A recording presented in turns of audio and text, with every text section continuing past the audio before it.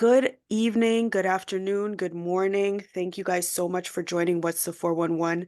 We are about to jump into it. This is part two of the Tony Dooley story. And I know you have been anticipating hearing the part two because, it's been a bit of time, right? And we're all ready to get to the meat and potatoes on this story. So I have here with me Tony Dooley, and we are about to get into it. Of course, just giving you a slight recap on part one that we did back in December of 2023. We talked to Mr. Dooley about his own personal childhood growing up, his background on how, both him and the mother of his two sons had met, the relationship between him and his two boys, the history about how they came to Canada, his bond between them, and basically up and about around September 24th is where we pretty much left off. And so, as we jump into really the core of the story, we're going to get Mr. Dooley to really start with September 24th and take us through that day. All right. So, make sure that if you guys haven't checked out part one, that you do check it out before listening to part two so that you kind of get the background of where this story is headed. Okay. So once again, thank you so much, Mr. Dooley, for joining us. We appreciate it for you coming on and deciding to share your story here with me, Miss Ellie, on What's the 411. Yes, good night. Um, yes, I would like to again apologize on behalf of the delay, and but we're gonna try make up for that time that passed. So I had, as Miss Ellie said, I had did part one speaking about my background and how I got to Canada and all that stuff. So for today, I'm just gonna right now jump into the 24th of September, 1998. So September the 24th, 1998, I got up that morning and I had a task at hand. So the task was to go fix repair or put a brand new water pump inside the car that I was driving, which was a Honda Accord. And I before I left out, Marcia was supposed to go to school that day, and I was if she had went to school and I didn't have a car, I would be the one staying at home that day with the kids. So I had asked Marcia the day before that tomorrow when I'm going to go fix the car, if she could stay back from school and sit the kids while I go ahead and go get the car repaired. So the morning of the 24th, I left Marcia and Tyreek and Randall, and I left out. Um, she has my phone, my cell phone, my pager. I'm very reachable. So I had said my goodbyes and left out. So I went all the way over to the West End because I was living in Scarborough. I went over to the West End to repair the car. Was there for almost most of the day. I think the guy had finished fixing the car somewhere around 2:30 minutes to 3. Then I left and I stopped over by a friend that I knew over by Lawrence and uh, Allen. Yeah, I think they call it Jungle. So I had stopped over there. I had spent probably about an hour or so over there. Then I left and head over to Scarborough. We were living at 410 McCowan. I think it's 410 McCowan in the townhouses. And we had just moved over there. So on September the 24th, we were only there for, I think, around 24 days. So we were busy also trying to upgrade the place because we had just moved out of a one bedroom apartment, and we've gotten to the townhouse, which was a 3 bedroom townhouse with a basement, living room, a washroom upstairs, a half a washroom downstairs, a kitchen, living room, 2 stories. So when I left my the people that I was with and got over to McCowan, I had parked the car, went up the stairs, went to the townhouse. I opened the townhouse door. I stepped in. I saw Marcia on the phone, and she was like crying or something, like within that headspace. And as soon as I stepped in, I don't know who she was talking to, but she said to me, "I don't know why Randy has to do this to me." And I said, "Do what to you?" And then she said, "I gave him breakfast, he puked it up. I gave him lunch, he puked it up." And I said to her, "Well, Randy's a picky eater and he doesn't eat a lot. So maybe he just had enough, like in volume, amount of food, and he just didn't want any more, So I looked around and I saw Randy in the kitchen, and he was cleaning something up off the floor. All I know, I just see him with a rag, and I look and I saw nothing on the floor, and I said, "What are you doing?" And he said, "Was cleaning up something." And I'm saying, "I don't see anything there for you to clean up." I told him to go put the rag downstairs where the washing machine and dryer was, and he went off. Um, Sorry, I, Mr. Dooley, I have a quick question. yeah. So when he was, what he was, I guess he had just, or maybe sometime just prior to when you had come home, he had vomited. But was that his lunch that he had vomited, or do you know, like, was it after school? Did he go to school that day? No, he didn't go to school that day, and I'm not sure because I'm getting in somewhere between 3:30 ish, 4 o'clock. So I don't know if lunch had gotten that late, because it probably wasn't breakfast. So, but for him to have the lunch and clean up at that time, it would be a long time he's sitting there eating the lunch, Right. right? So I don't know what the lunch was. I just didn't see nothing on the floor. So to me, it was like kind of perplexing to see him keep like cleaning and nothing is there to clean. So I had said to him like, "There's nothing there for you to clean. Let's go throw the rag downstairs in the laundry area, washing machine and dryers down there. There's plastic bins where you can put the dirty stuff." And he went off to do that. Then I kind of spint around and like, you know what? I'm gonna have to make some dinner for these guys. So I went into the kitchen right away, and my focus was to make this meal. So I said I'm gonna make something real quick and stuff so they can have. I looked in the deep freezer. I thought, you know what, all these stuff are frozen and are gonna be done quick enough. So I decided I'm gonna go with some white rice and some corned beef, as we Jamaican would say, bully beef, and some butter bean. And this was something will probably take me around 25 to 30 minutes to cook. So I proceeded to do that, did all of that, and I know the two boys, I'm not sure where they were. They're probably in the basement, because a lot of the time they're down in the basement doing their thing. And the baby, I think Marcia had the baby, but she was in the living room. So after finished cooking and everything like that, I shared the food out and put their food around the table.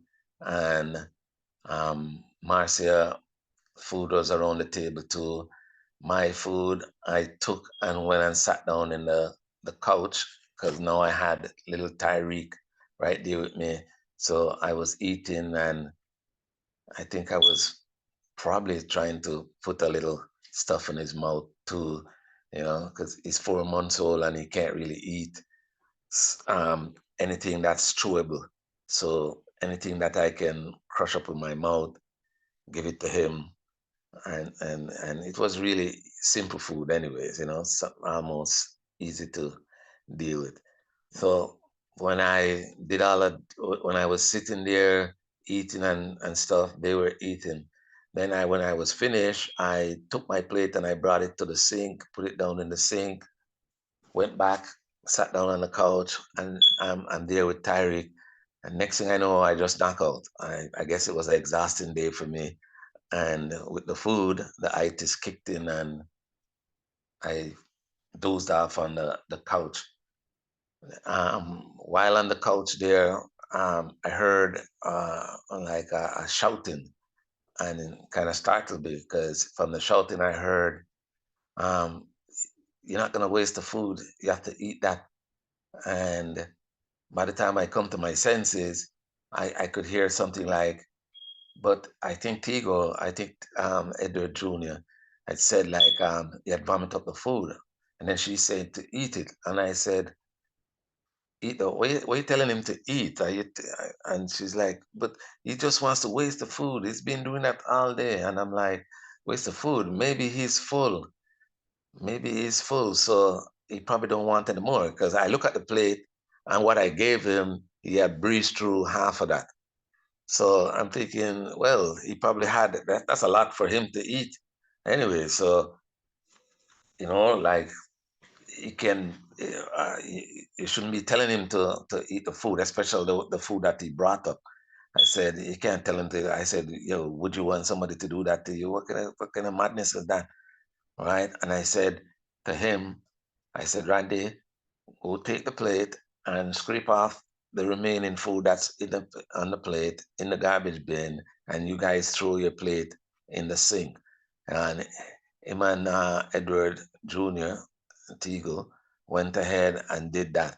I when I got up, Tyreek was just right there beside me because the way I lie down on the couch, I kind of just bordering like made a barrier where he was behind me on the couch there, and so when they had put the dishes in the thing, now this is approaching like around 7:15, 7:30. So I probably finished cooking probably about minutes to 5 or a little after 5. It could be later. And by the time I eat and everything, and then just dozed off like that. There was quite a little bit of time had passed, so probably about an hour minimum to about an hour and 45 minutes the most. And so to me now, it was kind of getting close to the usual time when they would head for their bedroom. So as soon as they finished, it was like minutes to 8. And I said to them, yo guys, you guys can go get yourself ready to go to bed. And so while I was, while they went off, me and Marcia was down there with Tyreek. I don't remember if we said anything. There wasn't any malice between me and her, so there was no argument and thing. But I don't think nothing memorable stood out. So it was probably just a normal situation.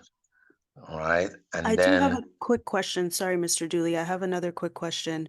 Um, he vomited up his food, so that was twice for the day. Was that like something that kind of happened on like a regular basis, or do you think he was sick? Because you mentioned he wasn't at school that day. So was that the reason why he wasn't at school? no, no, no. He wasn't sick. He wasn't sick as in physical sick, like not that I'm aware of. What I know is this, like a lot of times, Randall will take a good stretch of time to eat his food. So if he doesn't want the food, because this is not the first time, like, or second time or third time, this is something that he will do a lot of the times. Like when he doesn't want any more food, he will just bring it up, right?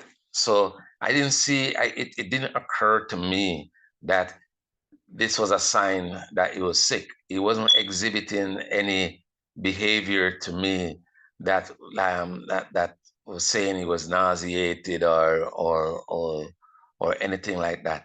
Judging off what I know, right? So he wasn't exhibiting any signs where I could say he was sick. And the reason why I say this, there was several days prior to that day where we went out on the street. Me and him and Marcia and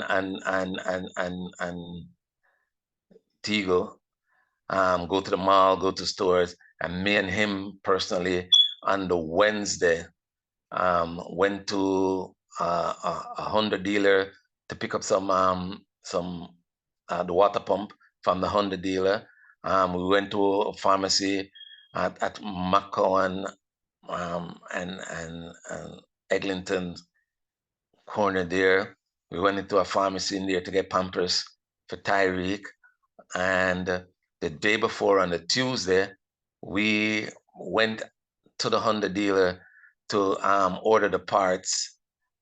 And we went to Kentucky. I grabbed them. I grabbed him lunch for himself and myself. We had lunch. We had a Tony Tuesday chicken, and and so I didn't see my son exhibiting any signs that he was in distress. So him not eating to me and say he vomited wasn't a sign to me that he was sick. It was always a sign to me, if this happened, is that he doesn't want any more food. So it's I know it sounds a way, but it's after the medical examiner gave some pronunciation, right? That the linkage was made that he was probably suffering from something. But I'm saying physically, and I would never allow my son to suffer or anything like that. If I knew my son was physically sick, I would have taken him to the doctor. So it wasn't unusual for my son to don't want to eat or to just bring up some food. You know, it wasn't like a constant 24/7s. He was vomiting. So this is how my outlook was on that day. Because if you hear what I said earlier, I always said like he's full, so he doesn't want any more food. So it's almost like a cup. A cup can only hold so much before it starts running over. So it didn't come to me like he was sick. I didn't see it that way. So Okay. Do you happen to know like why he wasn't at school though? so he wasn't at school because school had just started, but I held him back from school. I personally held him back from school because he had a couple marks on his skin that occurred from a strapping, a flogging that he had received, and the marks was in the healing process, and I didn't want to put him in school at the time. The school had just started, so I think it was I had planned to have him start in school in the following week that was coming up in early October. So that's the reason why he wasn't in school. Edward didn't go to school either until that day was his first day in the classroom. When on that Thursday, Edward went to school. Okay. Okay. And so I guess he had gotten disciplined in a way where he had marks on his skin. Was that disciplinary action administered by you or by Yeah, Marcia? Okay. no, that was administered by me. I never denied that, you know. I said it. So yeah, he had that mark on his his arm and his leg. I think he Okay. had a couple on his back too. Okay, so then that night on the September 24th, you sent the boys up to, I guess, get ready for bed, like to take their bath and stuff. Yes. And then what happened after that? So when they went up, they were there for a little bit, and then Marcia left me downstairs and went upstairs. She said she's gonna check on them to make sure they lotion themselves and they're good to go to bed. So that to me wasn't something abnormal, you know. So that didn't raise any alarm to me because that's what you'd expect, especially the female, to put the kids to bed. So it was normal to me. So she went, she was there, and then she was there for a while, and then I think I saw Edward just out of the corner of my eye, came down and went back upstairs. I was sitting on the couch. The couch I partially can see up the stairs, but I that you only can see up to the top of the stairs. So I was there, and it's like I said, wonder why, like why would Tigo come downstairs and go back upstairs, and I expect them to be in bed. So I sort of think Marcia was up there showering, they were gone to bed. So seeing Tigo come down and go up, after a little bit, I'd be like, I went upstairs. So when I went upstairs, all right, I saw Marcia and Randy and Tigo standing at the bathroom door. So I went and I pulled Marcia out of the bathroom and I said, why don't you leave my son and go take care of your baby? And then I'm downstairs with your baby. Why don't you just go look after your baby? What's wrong with you? You know, you said you were going upstairs to make sure they were ready to get to bed. And so when I dragged her, I sort of pushed her out to the washroom and says, go look at your baby. Then I sort of look over to my son and said, you're okay. And then I walk off and step back out to the washroom and I went downstairs. Now, when I went downstairs, I'm there just cussing, basically like, what is going on here? Like, nobody listens to me, stuff like that, you know, and I'm back down on the living room, back on the couch, sitting down on the couch. I realized Marcia didn't come back downstairs, and I'm back there again with Tyree. After a few, I see Marcia come downstairs, and but this time she was showered and in her nightgown.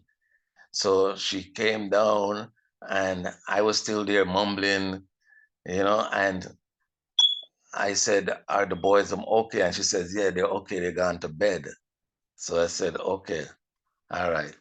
So nothing unusual happened. We were there down in the living room, and next thing you know, I fell asleep because, as I said, probably nobody knows this, but I'd spent a lot of time in the living room downstairs because we had just moved and we didn't have all of the security measures them up yet. I had didn't have no blinds on the backside of the window, and I had put a sheet there and stuff like that. So I kind of stayed downstairs most of the time since we moved into that place, um, just for security reasons.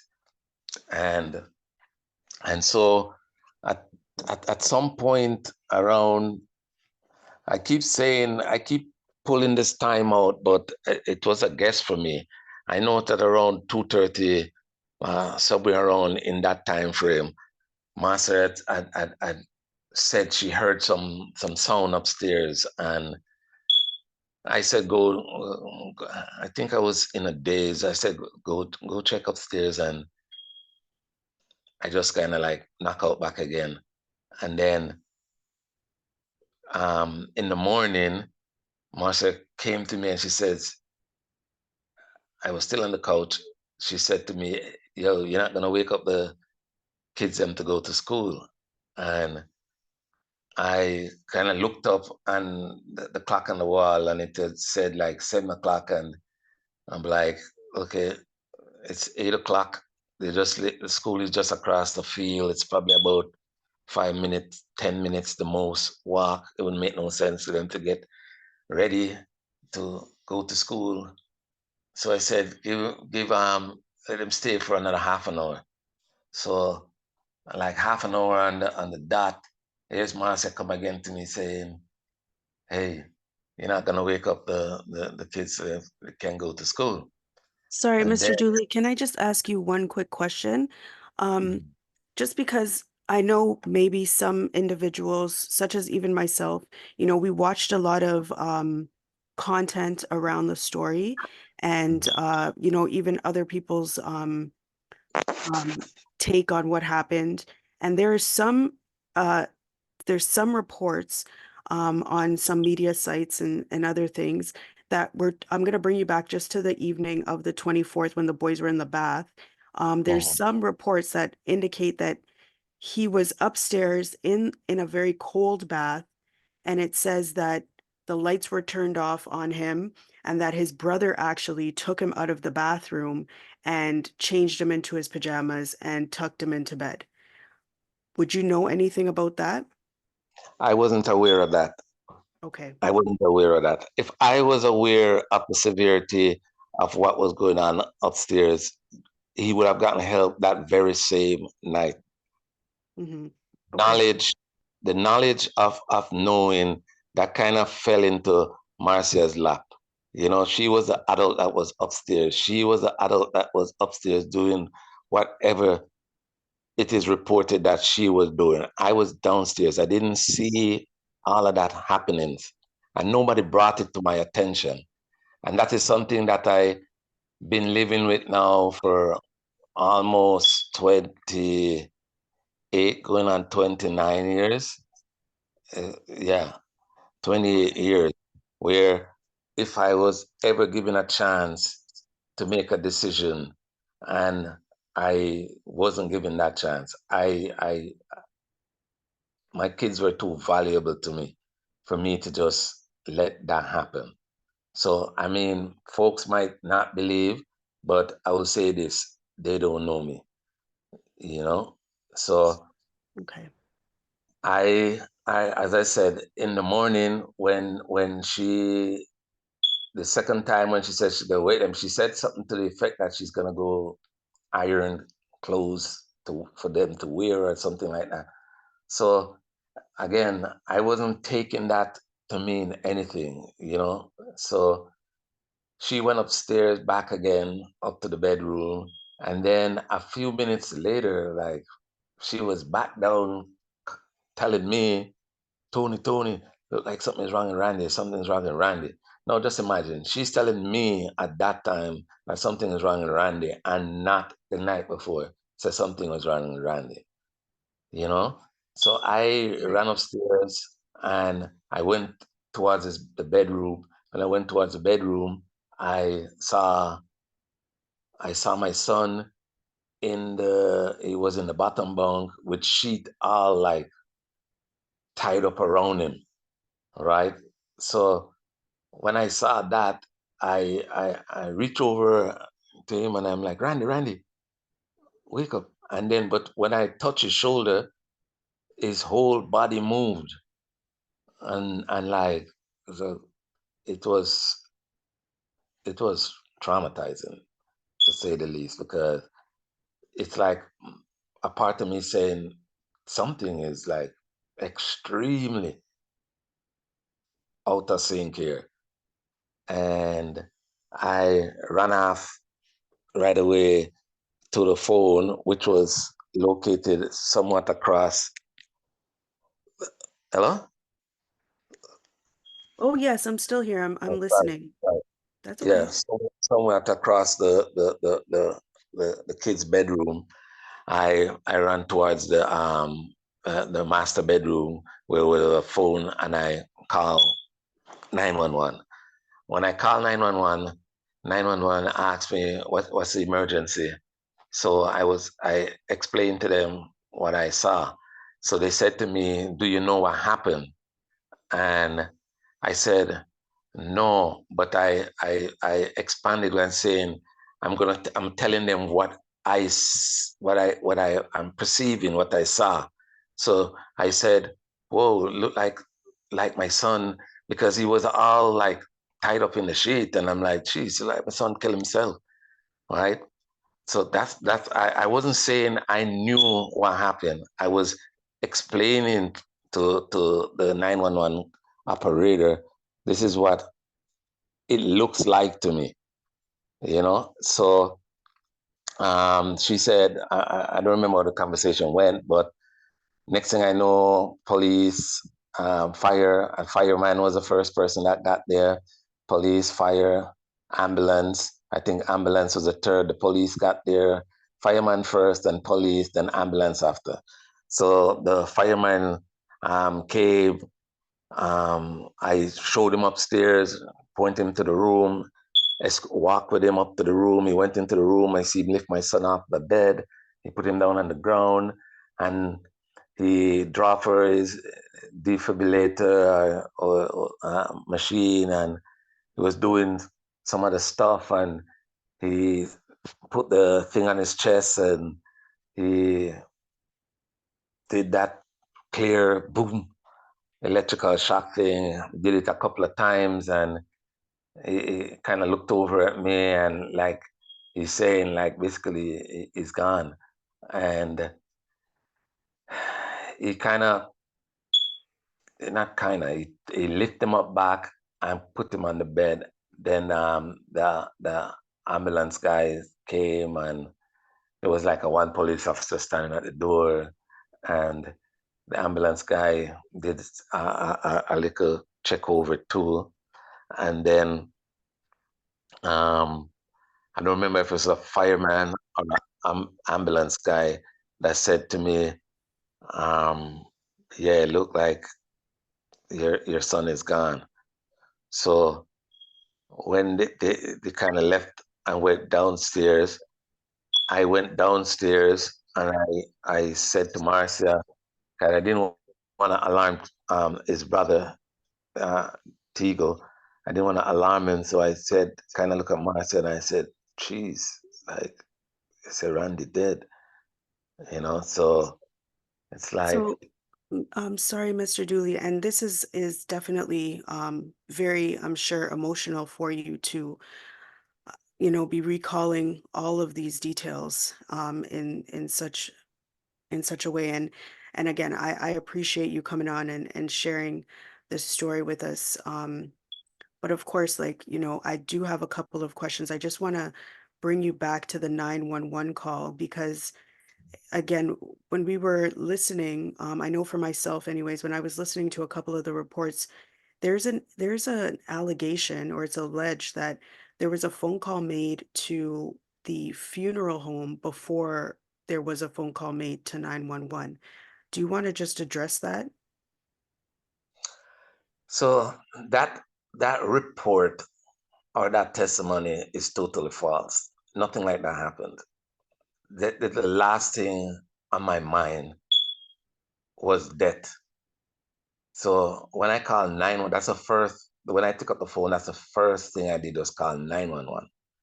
So this statement made about me calling a funeral home is totally false. And this um, event only came to light not for the preliminary hearing, not when the officer met the funeral home guy when the body was there for viewing. That statement was never made to the police. It was never made for the preliminary hearing. It's when the trial was going on, it wasn't present for the trial. It's close to some 2 months into the trial. One day I went to court and we were the Crown, Sean Icky and Rita Zayed and Detective Terry Walk and Passini, Rudy Passini. The Crown got up to address the court, and the judge said, "What's going on here?" And they said, "Your Honor, we're asking that the charges be upgraded." And Your Honor kind of tilt his glass down, his eyeglasses down, and say, "What now?" And they're saying, "We wanted the charges upgraded." And they said, "What are you talking about?" They said, "Oh, we want it moved from second degree to first degree murder." And Your Honor said, "Listen, man, what are you guys talking about?" And then they said, "We have some new information." And the judge said, "New information? What kind of new information you say you have here? This case is, the whole world heard about this case. So what new information you have?" It says, "It came to light. We have a gentleman here, a funeral home director at the time, who had said Mr. Dooley had called him before he called 911." And so that was news to me. That was news to everybody. Like only the Crown and the police officer was so happy about this information. That's when they mentioned it to the judge. The judge was saying, "No, I'm not gonna upgrade any charge to first degree murder. Let's proceed with whatever. If you want to call this guy to testify, you can call this guy to testify." My lawyer said, "Don't worry, his testimony means nothing." But the truth of the matter is, I didn't even get the defense, and that that line, that witness wasn't handled in a way where his credibility could have been fished out. Because the truth be told, like if this very same funeral director, I met him with Raquel, Randall's mother. We went to the funeral home because people were sending a bunch of envelopes to the funeral home. They were sending cash, they were sending money order in envelopes and cards to the funeral home. I don't know how the funeral home became so prominent at the time, the name of the funeral home. So the people weren't sending it to Raquel. They weren't sending no money to me. I didn't get a dime um, um, out of all of this. And we went there because somehow a message had gotten to Raquel to come to the funeral home to pick up some envelopes with cash and check. I brought Raquel there. I met Mr. David Watts. He never said to me at that time, and this was in 1998, he never said to me, "Hey, weren't you the guy I spoke to? So and so." Nothing like that happened. So I only surmise that this was late in the trial, and this was in around the February. Trial started. We had the void years them in November of 2001, and I think late December or something like that, maybe early February, early January, the trial started. So by the time Mr.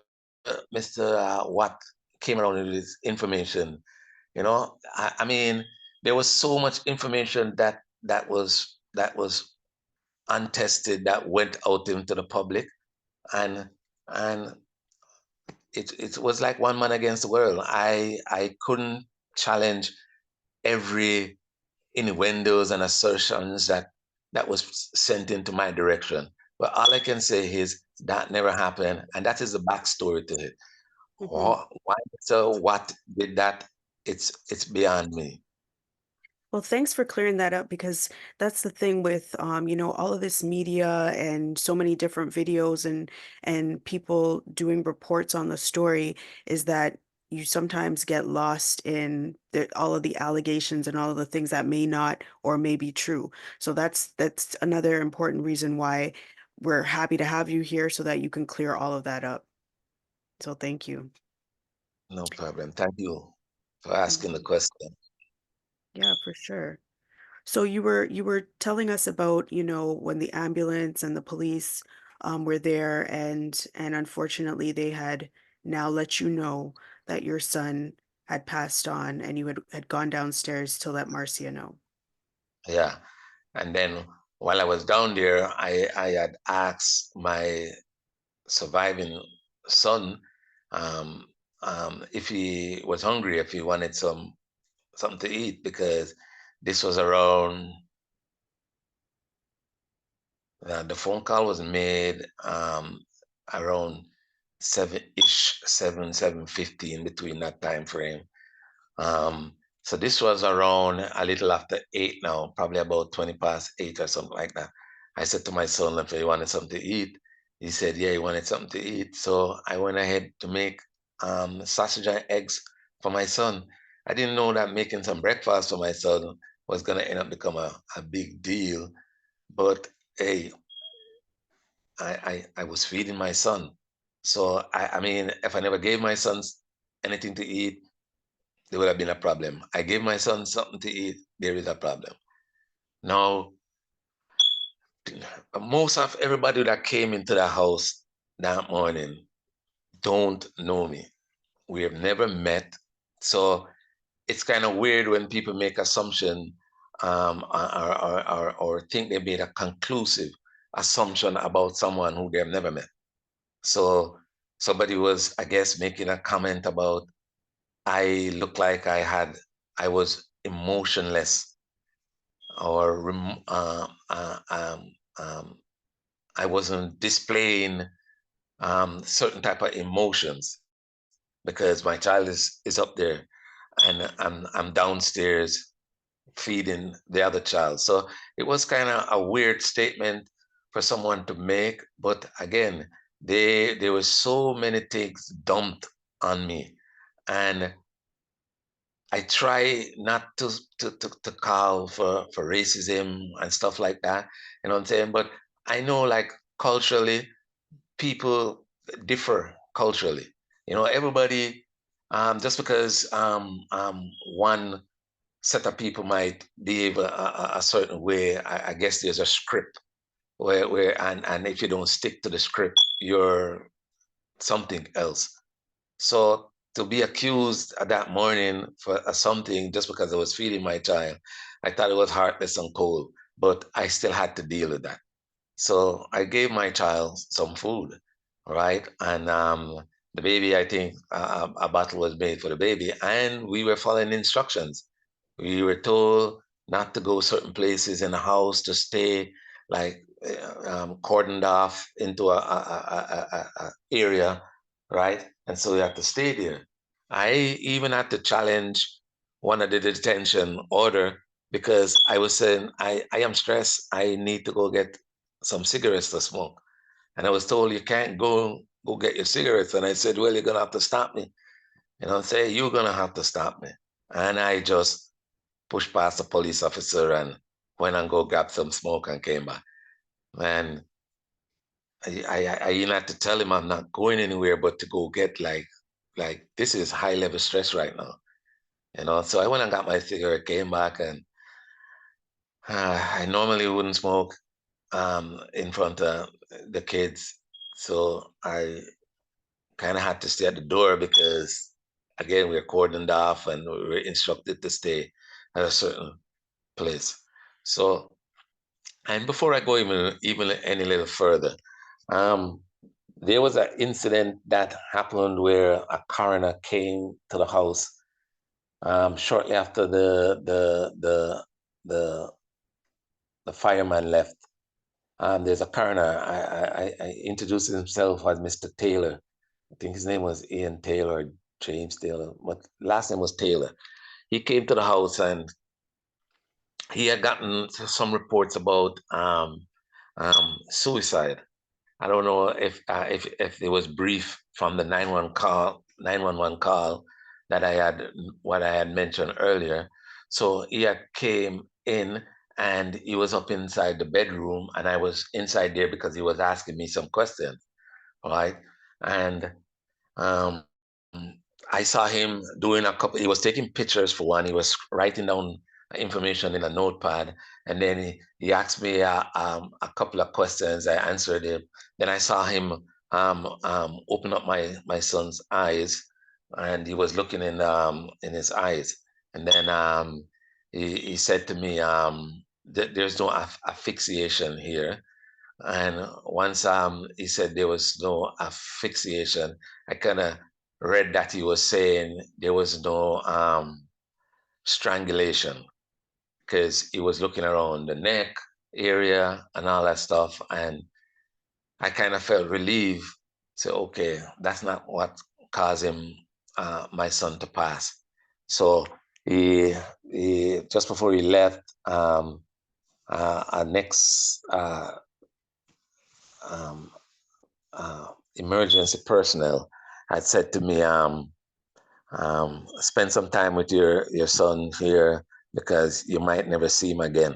I I never took that to mean anything, but it was a serious statement that gentleman had said to me. Anyways, I had went inside the room, and it was I think a police officer was still standing at the door, went into the room, started to rub down my son's head, and then I started crying. I was alone with him, and I just couldn't hold it any longer. I just started to just bawling. You know what I'm saying? Just hollering, just bawling like yeah, it was coming from the bottom of my feet, and it was coming out. And then kind of beckoned to go downstairs. We were downstairs. There was some other detectives show up now, 41 Division detective, and they were doing their thing.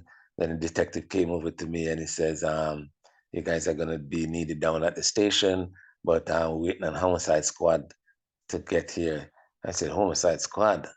It's like, yeah, anytime there's a death of a child or a death that can be considered suspicious, the homicide squad has to come and they have to do some investigation, and then they will decide whether it's a homicide or it's an accident or whatever the situation is. So I said, okay, understandable. And but I also made a comment says, how could you jump to homicide and you don't even know what is the cause of death?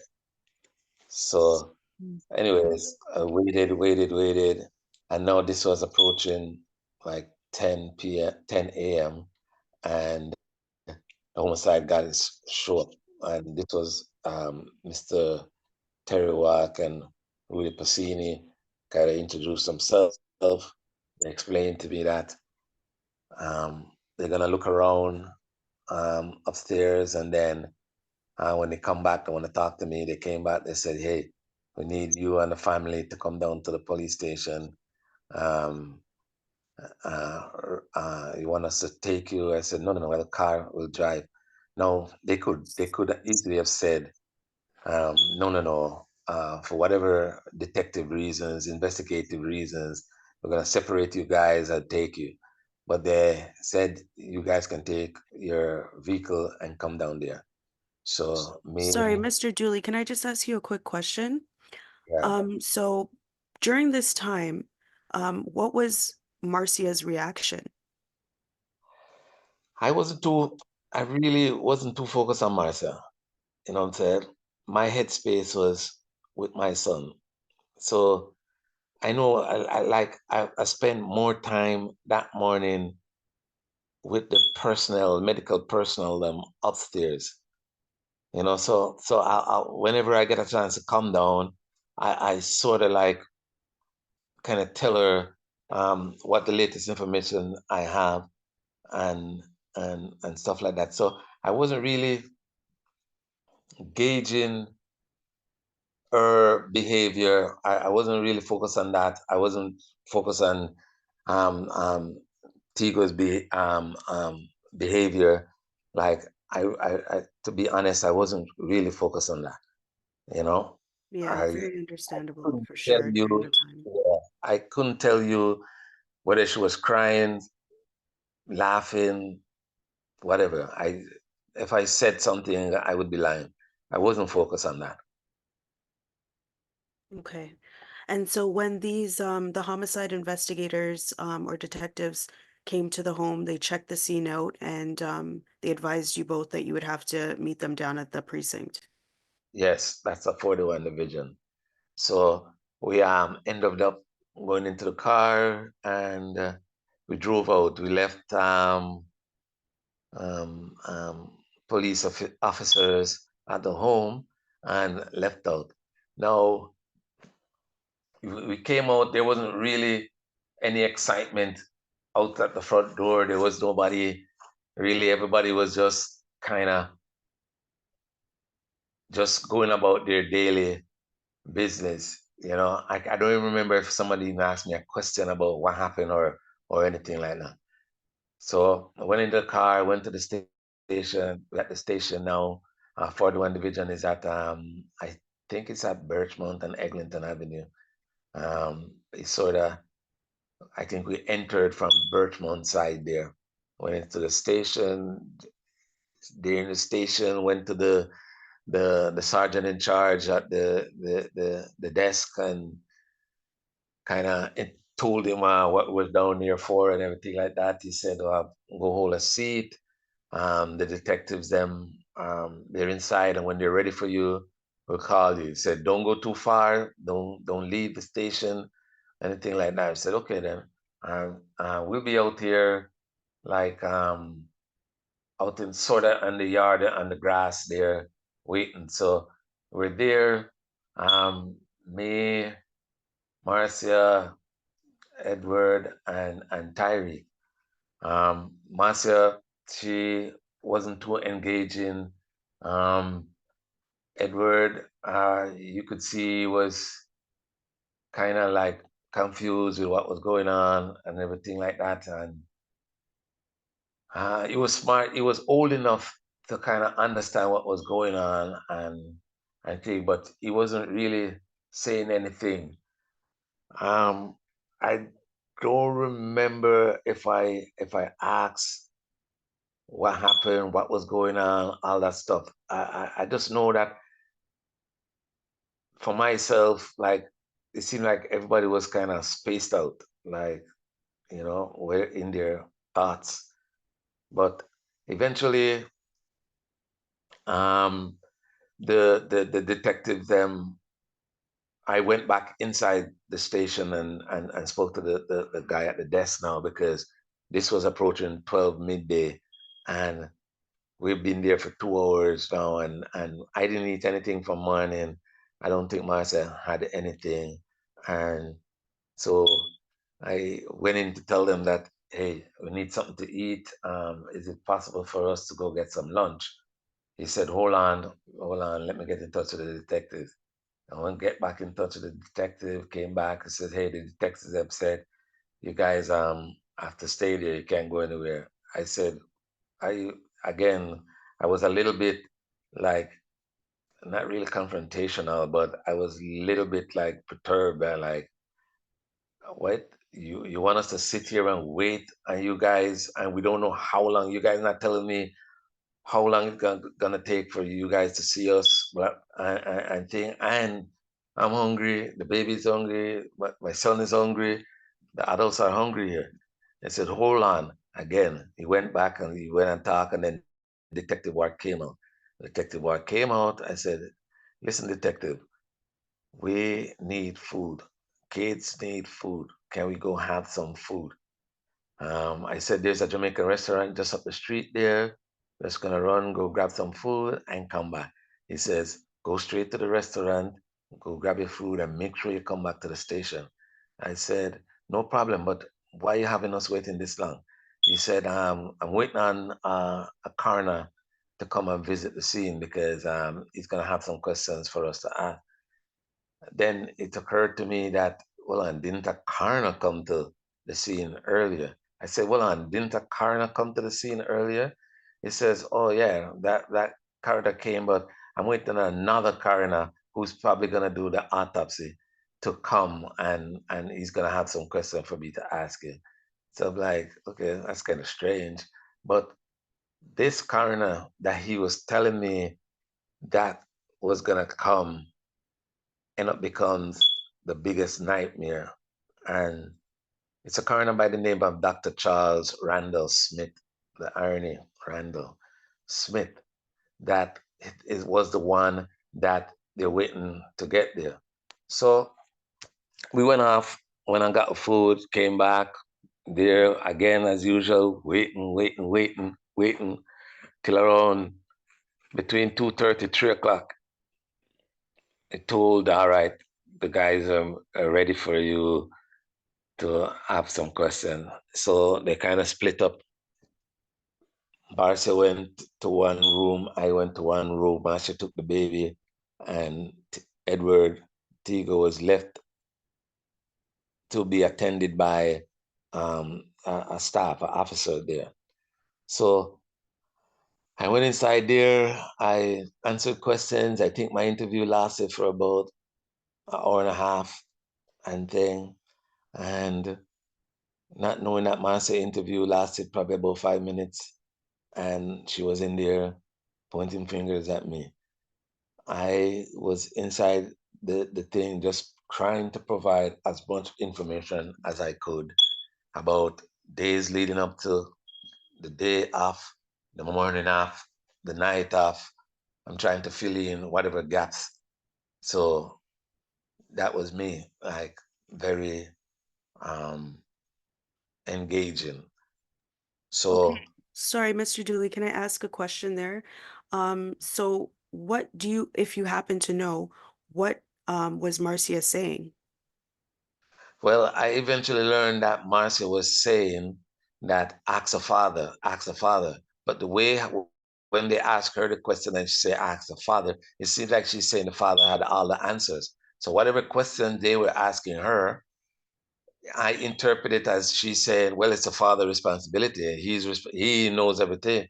And the truth of the matter is, she had more answers because I had even questions that she had answers for, because she knew exactly what transpired the day after 24th, the night after 24th, the morning after 25th. She had way more answers than me. She wasn't providing any. She was saying the father, the father. So here I am with um, have all these questions to answer. Now, although at the time when she was saying it, that information didn't get over to the room that I was in, because I don't remember seeing the detective stop and getting any information from anybody. We just had a conversation that lasted for over an hour and change. So when I came out, um, I thought like, yeah, this is it. I can leave now. And he's like, yeah, you guys can leave, but I want to talk to your son. I said, I have no problem with you talking to my son, but I can't have you talking to my son by himself. I said, I think that's a fundamental right I have as a parent, where if I'm not present, because this is an 8-year-old child, and I believe that that's the protocol. Like you know, you just don't go and talk to a child all by his lonesome. So I said, either I have to be present. If I'm not present, then somebody I trust has to be present, or I get a lawyer. He says, that's not going to work. I just want to talk to your son. I said, again, I'm not preventing you from talking to my son. He says, you can't be in the room. I said, okay, I understand I can't be in the room. Let me get somebody, a family member. Let me get somebody. He says, no, you're not going to have that. And then I said, okay, then we're leaving. Then he says, yeah, you guys can leave, but you're not taking the kids in. I look over at him and I said, you're a piece of work, you know. You know what I'm saying? You're telling me, because he had now said to me, Children Aid is coming to take your kids.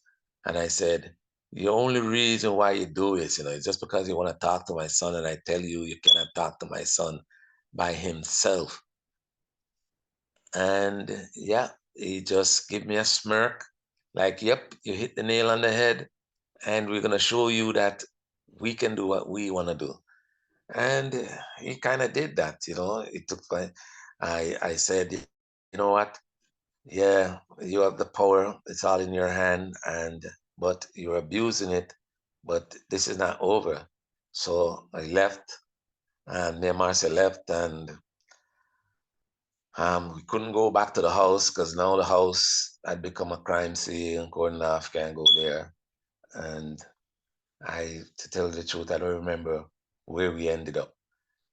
I know we ended up at some family member, but that day became such a days that I didn't remember, because the what transpired all day was just had my brains like it was blown up.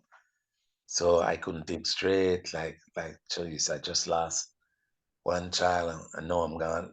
I lose two more child and children, and yeah, it was very hard on me. So I really couldn't think straight. I don't even remember where I spent the night. Mm. I can imagine it was a lot because of everything that happened that day.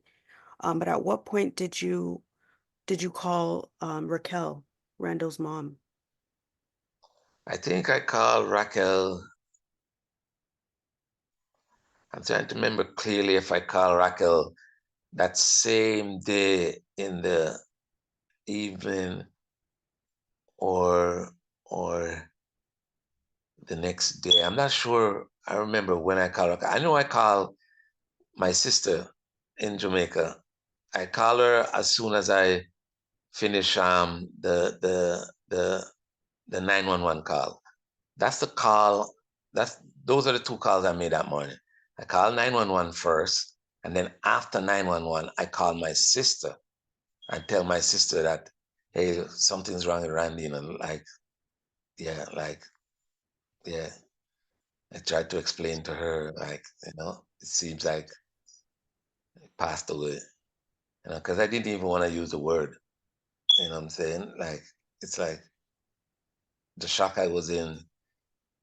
But yeah, I told her the best way I could, and my sister was kind of hysterical, like, what?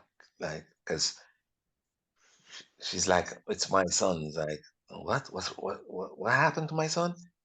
And because that's how she treat both boys, those are her son. So I don't remember exactly when I notified Raquel, right? But I know I either send message, or I don't remember if I actually spoke to Raquel, because I remember at the time my sister wasn't living in the same area where Raquel was living. My sister had already moved and moved into a new neighborhood, and so she had a phone in her house. Raquel didn't really have a phone at the time, so yeah, a message had to be sent to her. Hmm.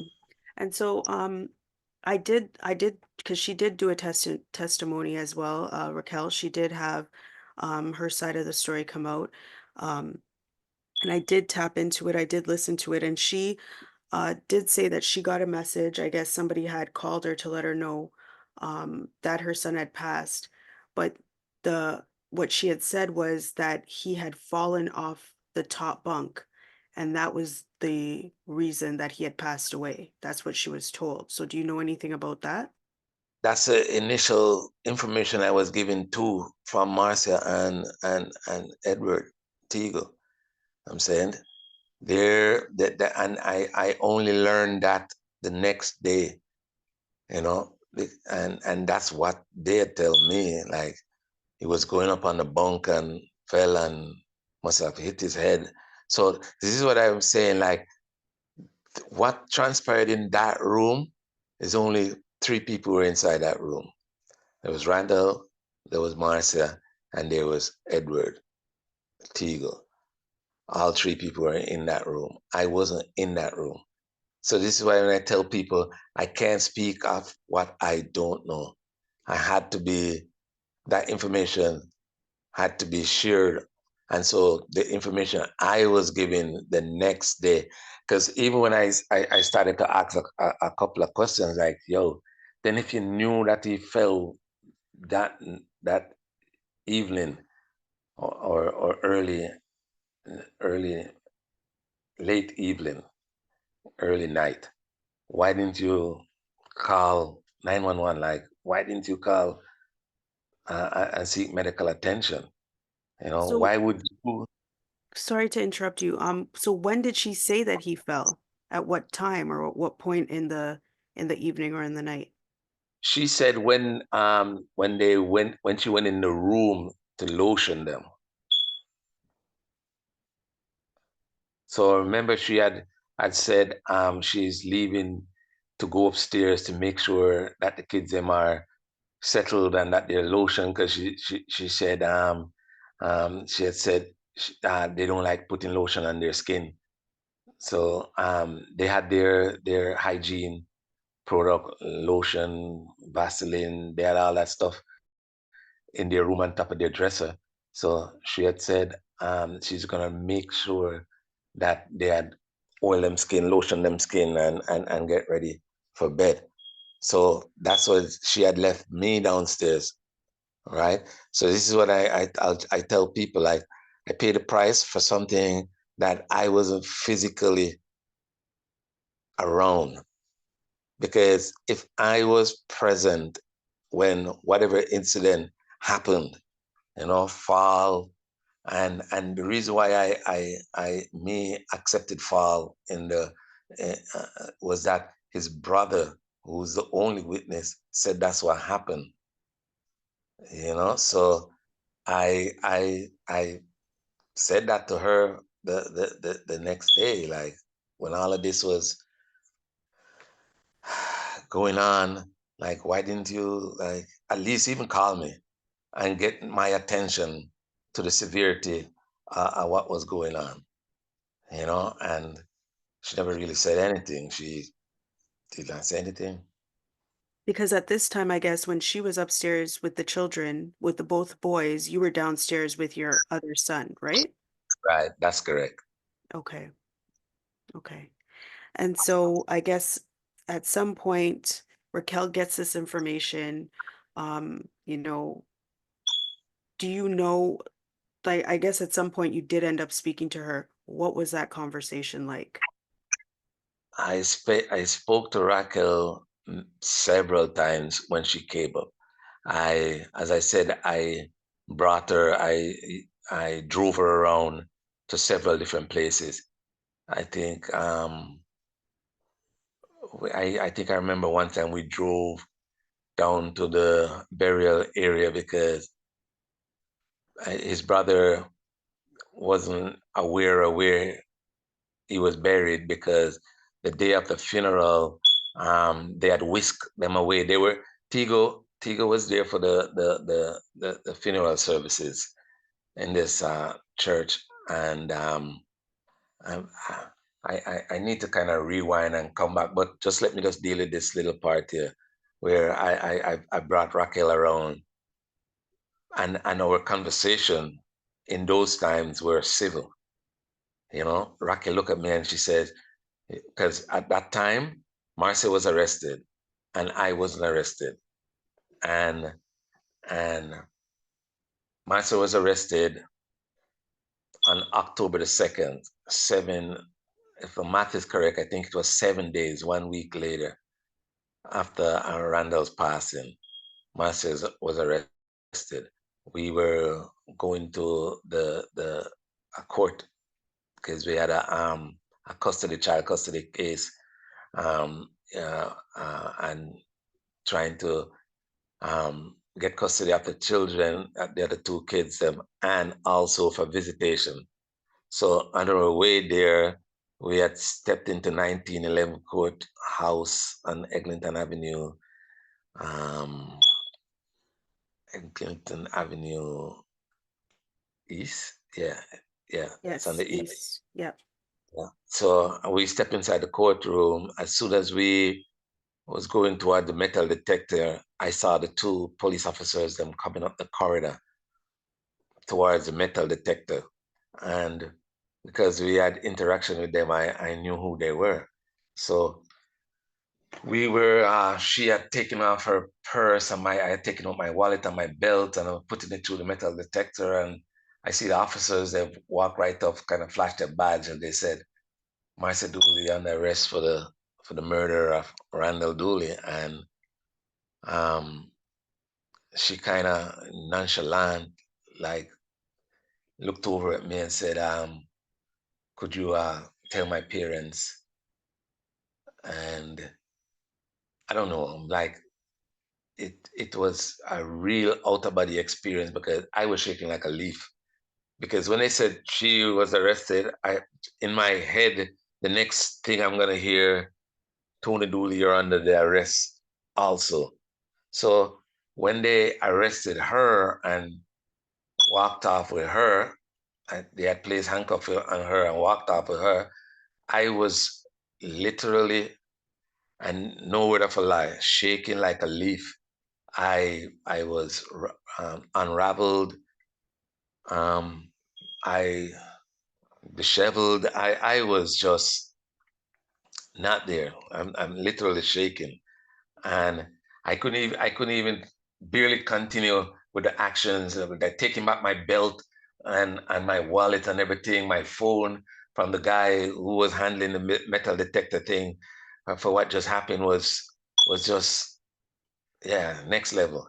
So I just knew I still had my kids them to go and look about. So I proceeded and went down to the family section of the courtroom. But in the back of my head, like, what just happened a while ago? Like, wow, they arrested her for murder. Like, I thought she said he fell, like, whoa, she lied to me. That's what I was saying, right? And so I went and deal with the court thing, and when it was a short hearing that was happening, and another date was set and everything like that, and I came out of the court and I still didn't gather my composure. Like it's like I saw a ghost. I was pale. I got into the car, and I think I was over my cousin by this time, over by Dundalk, and I went over and I went to my cousin, and I had explained to my cousin what had just happened. Like, yeah. So, and this was October the 2nd. Mm. Um, um, before that, October the 2nd, also, we had was trying to get Raquel to come up, um, um, so she could be there for the funeral and stuff like that. And I had to contact the police, and the very same police, Detective Walker, because I think I was informed that you have to get some information from the detective them that handle the case. So when Raquel was saying that I tried to prevent her from coming to her son's funeral, that was far from the truth. I'll give this to Raquel. She wasn't here, so she didn't know the details of what was going on. If anything, she had had conversation with the officers, and the officers didn't like what they were hearing from her at the time, because Raquel was a was sort of at the time was saying positive stuffs about me. So when Raquel visa got declined or denied, I knew the information came from the officers then, because it couldn't be nobody else. They were the ones who were supposed to be assisting in getting her, because they were supposed to give us documentation that saying this is actually true. Child passed away. So forth. There's going to be a funeral, stuff like that. So yeah, um, those are the people that was preventing her from getting her thing. So when my brother and whosoever else decided they're gonna stand tall to assist her in getting the visa to come up. That's one of the part that Raquel didn't know, that it wasn't me or Marcia or my family or anybody that was trying to prevent her from coming up here. Like she was my son, she is my son's mother, so she had a priority. So yeah, that transpired. Um, we I was trying to uh, run up and down, um, trying to assist with the thing. Let me back up just a little bit again too. Yeah, So you know what? Actually, Mr. Dooley, I was going to ask if you could back up because I did want to just establish the conversation between you and Raquel really when, she found out that all of this had happened, um, unfortunately to her youngest, right? But let's bring it back to, a couple of days after maybe you guys are out of the home. You're grappling with the fact that your son has passed away. You've lost the other two children to children's aid for the time being. What was going on between yourself and Marcia? What conversations were being had? And then leading up to her actual arrest. so um, I think I sort of touch on I said to Marcia, if Randall fell off the bed, then it has to be considered an accident, because I think she had mentioned something to the effect that, you know generally these cases they're gonna want to blame the stepmother. So I had said to her, but you said Randall fell off the bed, right? She said, yeah. I said, and you said Tigo is about a witness that he fell off the bed, right? She said, yes. I said, okay, then if that's what happened, the truth, in my estimation, it would be considered an accidental. You didn't push him. You say you didn't push him. You didn't hit him. And so if you didn't contribute to the fall, then the fall would have to be an accident. So in my estimation, I'm saying the worst they could do is say, well, you didn't provide any medical care. You should have been aware. So I said, if anything, I don't see how they could charge you for murder. So that was between the Friday and the Saturday, the Saturday, um the, unbeknownst to us, they were doing an interview with Tigo in the offices at I think it was at Kennedy and Eglinton. They were doing an interview with Tigo, the police officers and so forth. Children aids worker were doing an interview with Tigo on the Saturday, and I was trying to reach out to the officers, and then they contacted me and says, "We need you to come in for interview on Monday." I said, "Why is that?" They said, "Well, we need to talk to you because the autopsy results are in." And he had said they had done the autopsy. I think either the Saturday or the Sunday, they had done the autopsy and said the results are in. And so I need to talk to you. I said, so, well, you should be able to tell me what you're telling me over the phone. He said, no, I have to see in person. I said, all right, no problem. I'll come see you guys. He says, both of you have to come down there. So I said, okay, no problem. So on the Monday, we left out and went down to the college, down by the headquarters on College Street. Went down there, found parking, went up, went up. I'm not too sure if I remember if somebody else accompanied us. Um, I think somebody else accompanied us. But we went there. When we went there, again, the usual, you tell them what the reasons you're there for, and said, okay, all right. And the detective came. The detective came and says they want to speak to me first. I said, okay, go ahead. They said, tell Marcia not to go anywhere. Hang tight. They'll come back and talk to her. So I went in there. I sat down there. I was in there for about 2.5 hours. Just getting peppered with questions. I answered the questions. I remember one of the time I got so frustrated, I said to them, if you guys think I did something untowards my son, just arrest me and done. You know what I'm saying? Because no matter what I tell you, it seems like you're not listening to what I'm saying. You know, I'm retelling, recounting what I know, and I know that I didn't do anything to my child. So it seemed like you're still insisting that I did something to my child. Like, you know, I said, you guys have all right to ask the questions, but no, this is like borderline badgering me here, you know, beating me up for, you're asking me information that I can't give you an answer for. They'll ask me information about Marcy, and I'm saying, hey, Marcy is outside, you have to ask Marcy that. You know what I'm saying? I can only tell you about myself, what I was doing, where I was, all of that stuff. And I can tell you what I saw, right? So we went through all of that stuff for about 2.5, nearly 3 hours. By the time they're done with me and ready, they tell me to wait in the room for a little. And before I jump out of that room, when they told me the autopsy results, I started challenging what they're telling me, because they're telling me some stuff where I'm saying it doesn't make any sense.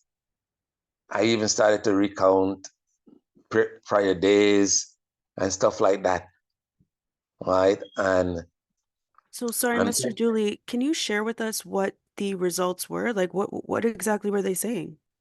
so they started to tell me that my son was suffering from a colossal amount of broken ribs, and I'm saying, what? That don't make any sense. Like, I've seen my son interact with my son. There's no way he could have those injuries and I didn't know. They said, oh, he's a child. He's probably good at hiding that. And I'm saying, what? Hide that? I can know simple little planes from simple little injuries, dislocated finger, stuff like that. Like, I start internalize that where I'm putting it on myself, said I can remember any little thing that I have and what was painful and stuff like that, much less for that amount of information that you're giving me. And then they're telling me about a lacerated liver. They're telling me about some injuries, and I'm saying, yo, those that I remember I even said your doctor don't know what he's doing. What are you talking about? Like, it's no, like that makes no sense. And it kind of eventually made sense in hindsight for what was to come. Because again, people have to know and understand who the doctor that did the autopsy. So Dr. Smith, who had come to the house on the Friday to provide the questions for that Friday, is the one who eventually did the autopsy. And now he has preliminary autopsy results that he has given these guys. Now, I'm saying at the time, like, no, no, no, no, those information can't be right. It's not making any sense. It's impossible. You know, like they're trying to give me a scenario where there was a beaten to death scenario. And I'm saying, oh, I don't know when that would have happened. You know what I'm saying? But for all I know, I didn't hear or see that happening. And your autopsy results are not making any sense because I'm trying to, I'm replaying back to them prior days before. And I'm saying to the officers, them like, you know, like, you can go to all these places that I'm saying, because there probably is cameras there and you can go check those cameras. But they weren't interested in none of that. Nothing that was going to help me, these officers were interested in. They had Dr. Fixit had come and Dr. Fixit had worked on it. And the reason why I say Dr. Fixit it eventually became public knowledge that the doctor that did the autopsy is a disgraced pathologist by the name of Dr. Charles Smith, Dr. Charles Randall Smith, where many of his cases were thrown out, even cases where people pled guilty got exonerated and the cases got thrown out because this doctor handled the case. Now, in my case, I have no understanding why everybody looks the other way and pretend that he didn't do my case, right? And the revelations that came out in those other cases, it only made sense with what I am saying at the time, and that's what I will say today. Dr. Smith is a doctor who manufactures evidence in cases. There's a lady by the name of Maureen Laidley, who had a stepchild, and the stepchild was playing on a couch, and he was jumping up and down on the couch. He fell off the couch during one of his bounds, and his head hit the coffee table. When his head hit the coffee table, he succumbed to that head injury, and Dr. Smith ruled that in that case it was a murder, and this lady was arrested. She eventually, I guess, got I don't remember if she got a second opinion or another pathologist to look at the case, and it was determined that he had no right to rule out that a fall couldn't have caused the death. Just as the same thing that happened in my case, where he ruled that a fall couldn't have caused death, right? There's another case, a young miss by the name of Angela Vino. She has a husband, this is a white lady with a black husband, African husband, who had a newborn, maybe it was a toddler, who had passed away. And Dr. Smith did the autopsy on that child and ruled it a homicide, and that the child had 24, I think that was the number, 24 broken ribs. Now, the parents were alarmed at what was said and said to the man, I need a second opinion. Dr. Smith signed off a paper and cremated those parents' child before a second opinion could have ever been given. Now, that's one of the main reasons why they got their murder charges stayed or withdrawn. And I can name off so many cases, but I wish the public would just go ahead and kind of look it up themselves, and they will understand what I eventually had to deal with. A doctor who had motive, means, and opportunity to, according to his interview that he did in a Toronto Star newspaper, that he was ordained by God to punish any parents that he think harmed the child. Now, there's some backstory to that interview where Dr. Smith, as a child, was put up for adoption, and somehow he thought his mother hated him, didn't love him, whatever be the case. He tried to get back a relationship with his mother when he was a grown man, and his mother still rejected him. So that was that's one of the motive that Dr. Smith think that he was ordained by God to do whatever he was doing. Another thing with Dr. Smith had no medical training. There's an inquiry that was held, the Gooch inquiry, where he admitted all these things. It's not me saying it. There's information that's readily available out in the public. But people won't do those legwork themselves. It's easier to just hold the story that they hear and go with that. And now everybody has to remember, they've never heard from me. They never heard my story. They heard his story.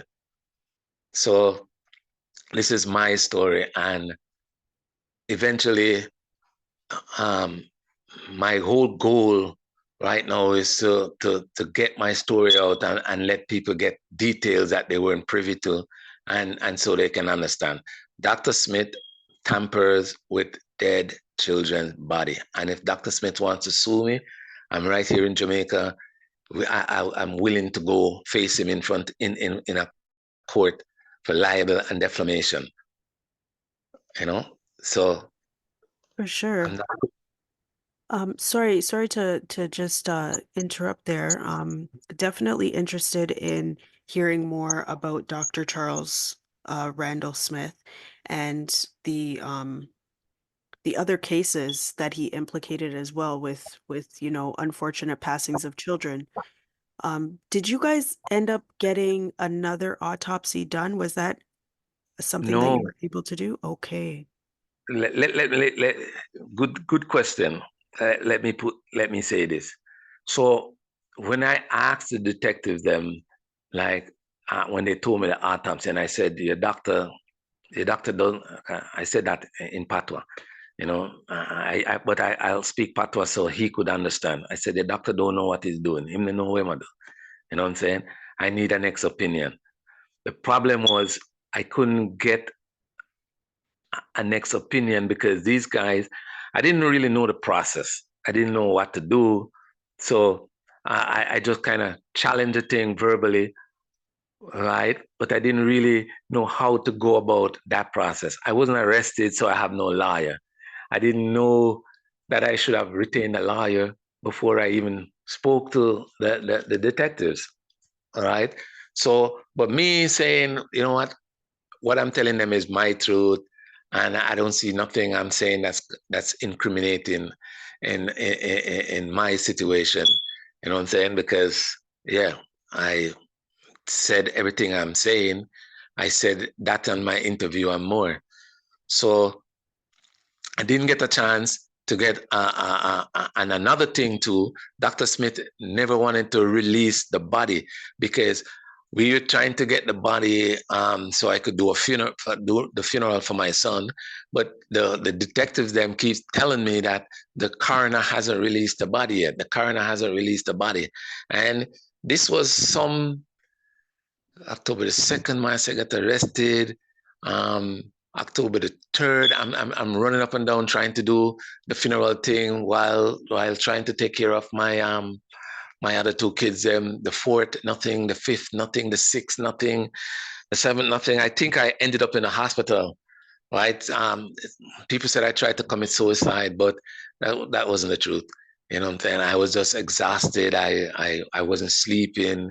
I just remember I tried to drink a Heineken, a cup of Heineken, and I think I had taken a couple sleeping pills, but not with any intention to do harm to myself. It was just to try catch some sleep because no place to the home that I had wasn't in existence, and I was staying at a couple family places.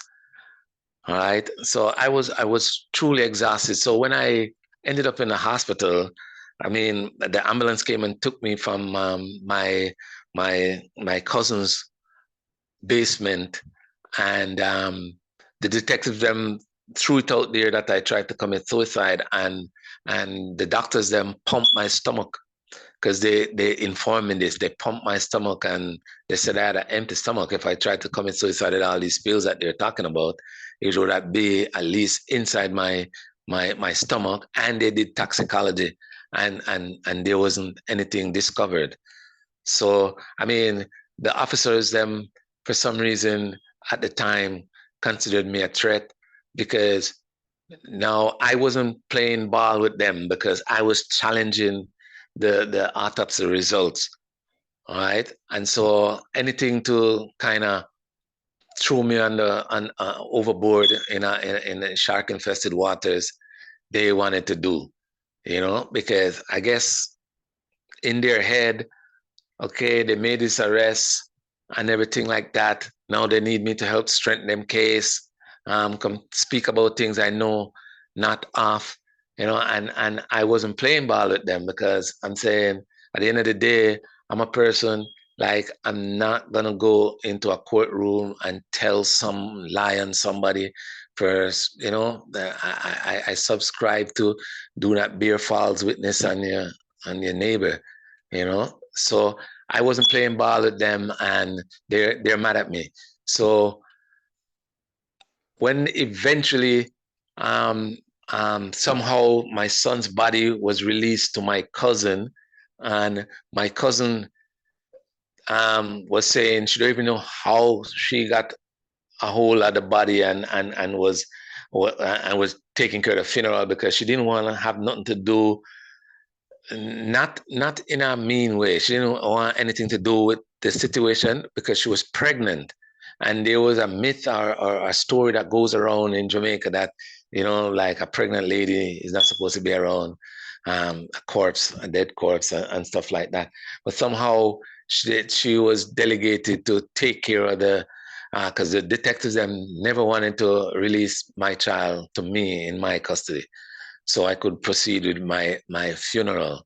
And so I left the hospital now because the hospital, when they took me out of the emergency room or the ICU, they had brought me to the psychological ward where it was secure because now the media was going nuts and they were worried about media sneaking into the hospital or people coming into the hospital to harm me.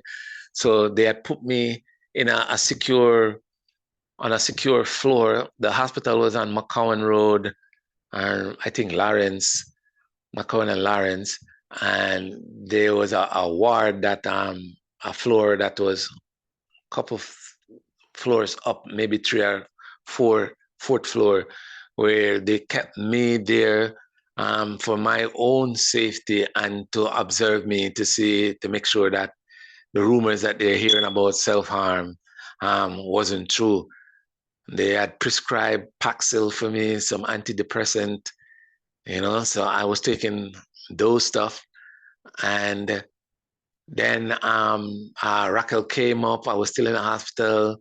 And then the funeral services was being held. I remember a family member brought over clothing for me, shoes and stuff like that. And then on the day of the funeral, a family member and a friend of mine came and picked me up from the hospital and brought me to the funeral services. When I was sitting in the funeral services, I had my glasses on and everything like that. But what people don't know was that I was pumped full of drugs. You know what I'm saying? The medication they had prescribed me, they had made me what do you call it now? In a sense, passive, docile, you know, um, antidepressant. So it kind of like, yeah, I was like basically a zombie sitting there, like it. I just know a funeral service was going on. I know what it was about, but it's like I had no control over my own body. And then I know I saw Raquel. I think they kept Tigo out of my visual. I couldn't see him. I know I saw the casket with my son, and they went ahead and they did the services. Like there was media left, right, and center. There were so many people there, and then I it was time to head to the burial site. And then when I was coming out of the church, a girl that knew me said to the father there, and then all hell broke loose. Like I was getting hit left, right, and center. And again, as I said, I was so pumped up with drugs, like I couldn't even defend myself. It's my little cousin who was younger than me and a friend of mine who decided to shield me and escort me to the car, open the car door, push me inside the car, there was this angry mob now circle the car. They were rocking the car like they want to overturn the car and everything like that. The driver, which was my friend, tried to go forward. The crowd wouldn't move, and then they kind of he reversed and went over. There's a cement type of thing that they put in a parking lot where when you reverse or drive forward to your car, it stops right there because of that cement type of what do you call it now? Like Like a prevents. bumper, kind of, yeah. Yeah, it's like a 6 feet piece of a concrete slab that's on the Nice. ground. Yeah. So they reversed the car and went backwards down a hill to go towards the road. Almost destroyed the car and everything like that, just to try get away from this angry mob. And Was there yeah, any police presence at the funeral? pardon me, Was there any like police presence at the funeral? you're breaking up. Any what? Sorry, was there any police presence at the funeral? Tons of police.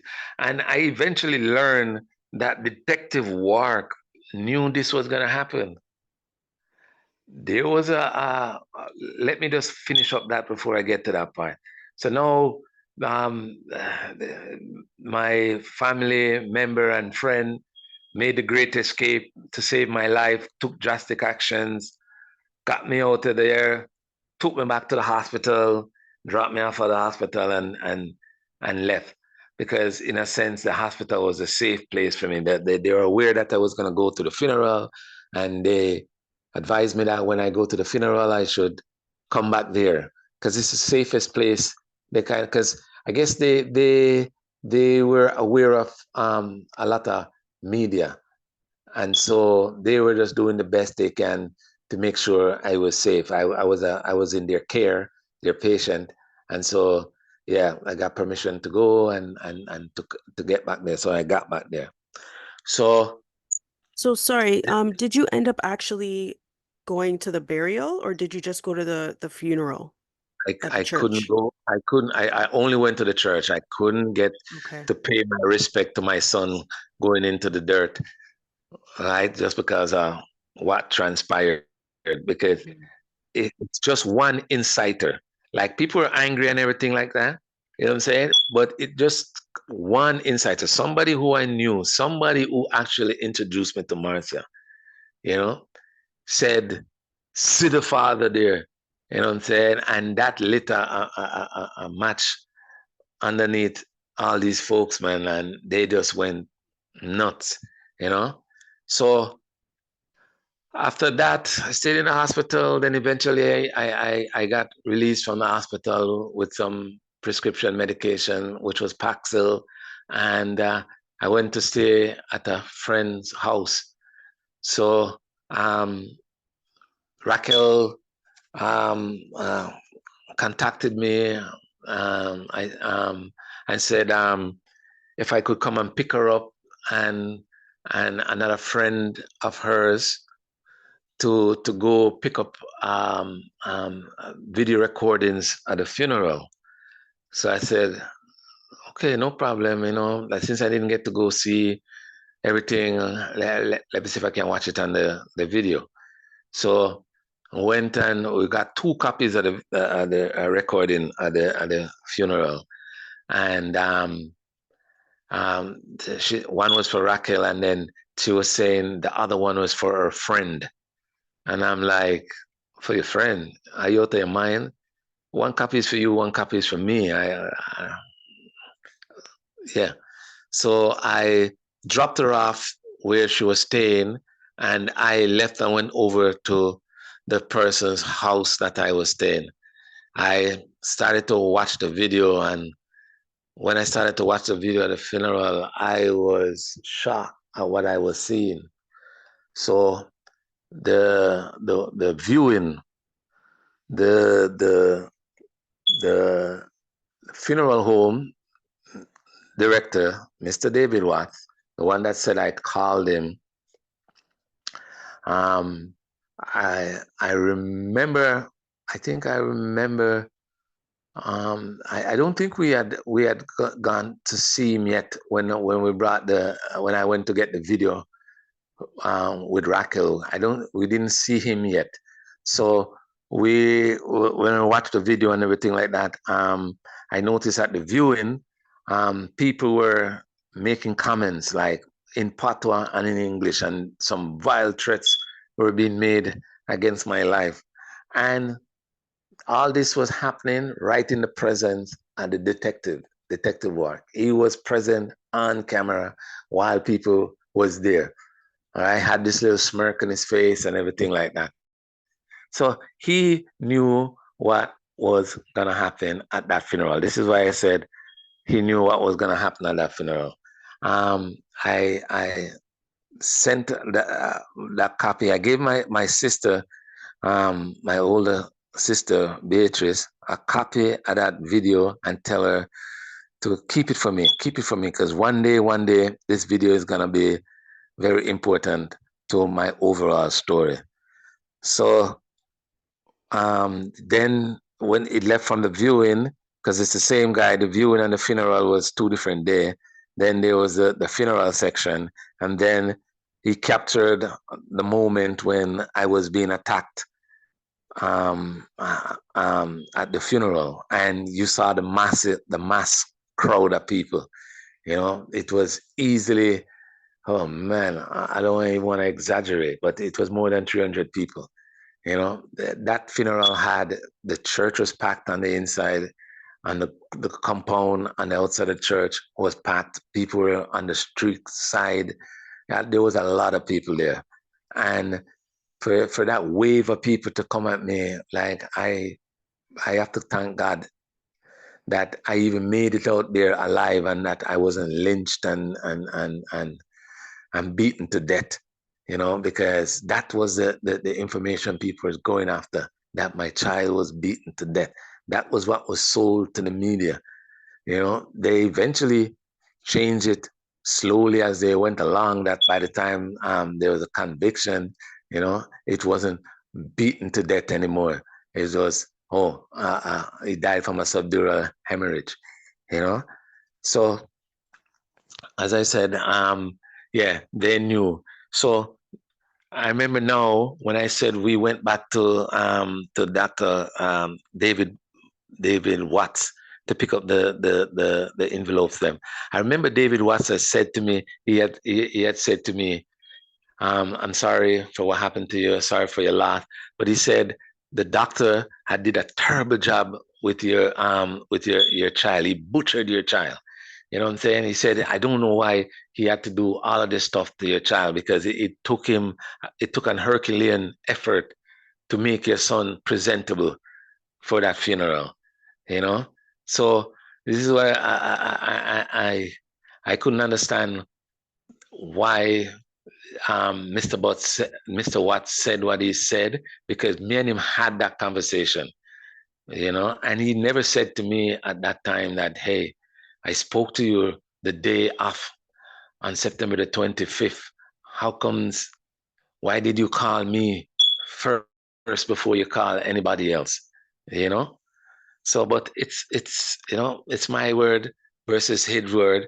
The only thing I can say is, if the documents are available by the government, if you look and see where he was on the witness list at the trial and when he testified, he didn't testify at the preliminary hearing. He testified at the trial, but where on the list did he testify? It was way down, you know? So this is why I said that never happened. That I didn't call the gentleman. It makes no sense, So yeah. And then after the funeral, um, it was trying to do the best for my 2 kids that were in the custody of the children aides. So now there was a time coming up now, we're gonna have to make a decision. I'm gonna have to make a decision because I was getting visitation, and I was seeing both kids, supervised visitation, two-way mirror in our room, and thing.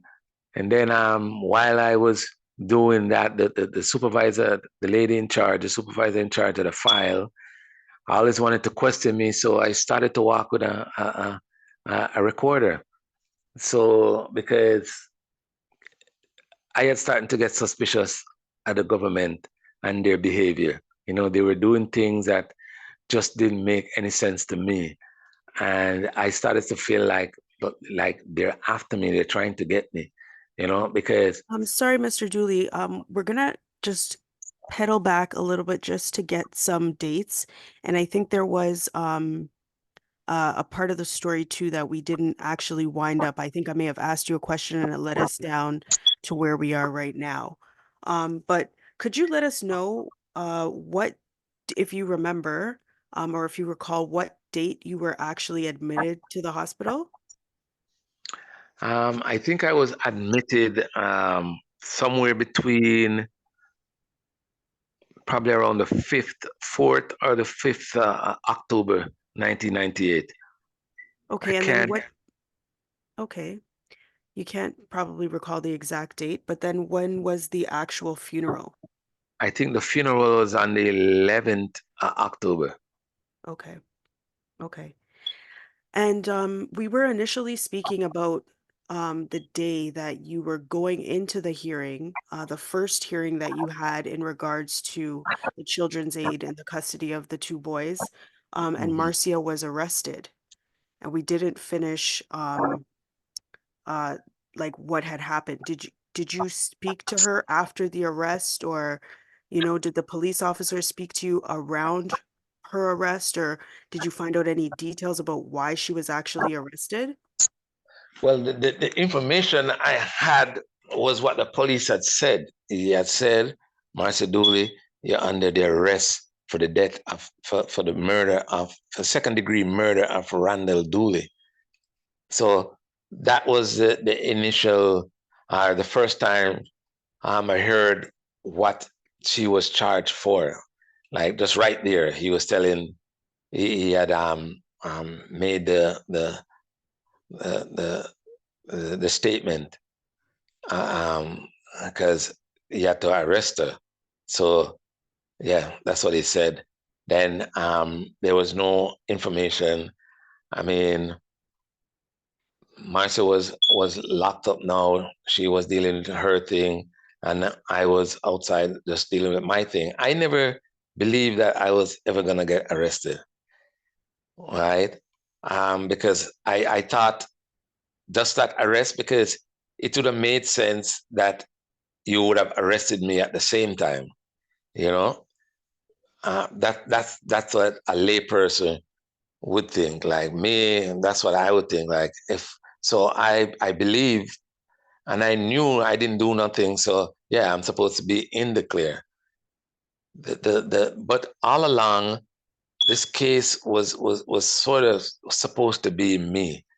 It was supposed to be me beat my son to death. But the problem the police was having because they kind of had that belief from day one, from September 25th. They had that belief because I had admitted that I had hit my child, right? And so everything was, and this investigation was kind of geared towards me. Plus, Marcia was saying it was me. But the problem was they were running into, apart from Marcia's statement, they weren't finding anybody else that was saying anything untowards to me. And it's a good thing you bring me back there too, because on September the 27th or September the 28th, one of those 2 days, the police received a call from Marcia's cousin. And Marcia's cousin, oh man, I wish I had my paperwork. Her name escapes me right now. Um, mm. But anyways, Marcia's cousin had called in and said they have some information in regards to the Randall Dooley case. And when they had done that, the girl was giving them her statement and what she knows, right? And the police was saying to her like, and this I heard through her statement and her testimony. The police was saying to her, was focused on the father, and she was telling them that no, the father has nothing to do with it. The father is always out of the country, you know, and she told him like, yo, this is my cousin. I got this information from her sister. She's the one who did it, and that's what led to Marcia's arrest. Okay. So Okay. so that is some background information where what's her name again, man? There's a lawyer who has some documents for me, and I'm trying to get back my documents, and he has held on to my documents, and I don't know why. You know, he was supposed to help me to reopen my case because he does a lot of these cases, and somehow I gave him a bunch of documents and some money, and he didn't do anything for me. And I've been trying to get back my documents, and because there is pertinent information inside those documents that can help me with my recollection and visual statements and records that people can actually see. You know what I'm saying? Because my appeal lawyer by the name of Clayton Rudy, who eventually passed away, believed in me so much, and so he used to send me documents that he told me to hold on to because he never know if they can become useful for me in the future. Because yeah, and this I haven't named this lawyer right now, right? Because I'm trying to get because a lot of names I would be able to tell you. Um, it's just that Marcia's cousin's name escapes me right now, but it will come back to me as soon as probably I finish this interview. But That's okay, no worries. But you did mention one thing that she said, is that I guess Marcia had told her own sister that she was responsible for the passing right, of Randall. right, right. That's what their cousin said. Okay. You know? And And then then, it's like the mhm. officers them wasn't they heard her, but they were more focused on me because the questions then was centered around me, right? But eventually, the cousin was adamant that the father had nothing to do with it. Like, no, the father had nothing to do with it. So even on that day, it's like she was telling him that the father wasn't even home. He went out to fix a car. That I had already had tell the police. So her sister had told the cousin this, Audrey. That's the cousin's name, Audrey.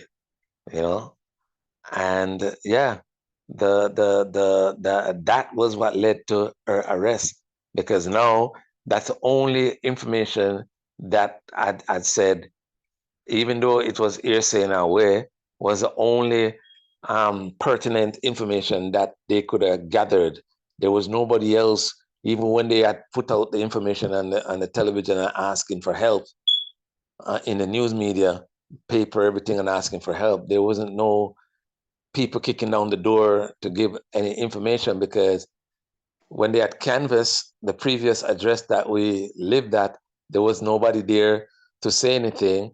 And they got some information from people at the new address that we were living in that to me, they weren't pertinent information. You know what I'm saying? Because folks didn't really know us. Even another lady by the name of Miss Copeland, Maureen, she had described that she saw Marcia treating Randall a certain way, but when she gave the description, she was describing the wrong child because she was adamant the person that she saw Marcia treating, which ended up turning to be Edward Teagle. She said she saw Marcia shouting at, you know. So most of the information them that started to come out was Marcia Isk. You know what I'm saying? So there was no information. They even when they tried to imply to people, people weren't pointing fingers at me. Even even this, there was a neighbor that my child, both boys were going over to play with. And even when they went and interviewed that neighbor, now that neighbor would be the one that had the most important information or most pertinent information because she had interaction with my son. When they did at the interview with her, they didn't like what she had to say, so they didn't include her. They didn't. They just walked away from that lady. You know what I'm saying? Because she was describing that she saw my son. He came over to play, and this is Randall she's talking about. She's not talking about anybody else. Randall and her little son was kind of new friends, right? Antigua. So the two boys them used to um, go through the fence and go over her house, uh, her over her backyard, or the other little fellow would come through the fence and come over our backyard. Right? They didn't interview that little boy. They didn't. They interviewed the mother, but they didn't like what the mother had to say, so they didn't take her information. And so do you And know if, sorry to cut you there, but do you know if when they had spoken to Edward, Jr., if he had mentioned anything that might have assisted in the arrest of Marcia? so it's crazy how if you listen to Edward's interview, I mean, Edward is prompted and prompted to say things, you know. Um, and remember, this is a child, 8 years old. He has some sense, right? He has sense. The 8-year-old kids, especially Jamaican-born ones, you know, he, they're sensible. So he could sense where they were going. So I'm not gonna speak for him, but he kind of obliged them and gave them certain information. But again, if anybody pays attention to those interviews, it mostly had to do with the father, with the father, with the father. So when my son says, "No, my father, and I have nothing to do with anything. My father did, my father that," the well, he's a liar. He's telling lies, you know. And if it was a little white child, you know, yep, it's a child. So whatever the child says, you would take what the child says because you don't think they have the understanding to harbor certain thoughts, right? So yeah, that was sort of one of the things that um yeah, I had to deal with. And so do you recall, like, at any point did you speak to Marcia after her arrest? No, Marcia, yes, there was a time when the officer had contacted me and he said the case is not going anywhere and I need some help.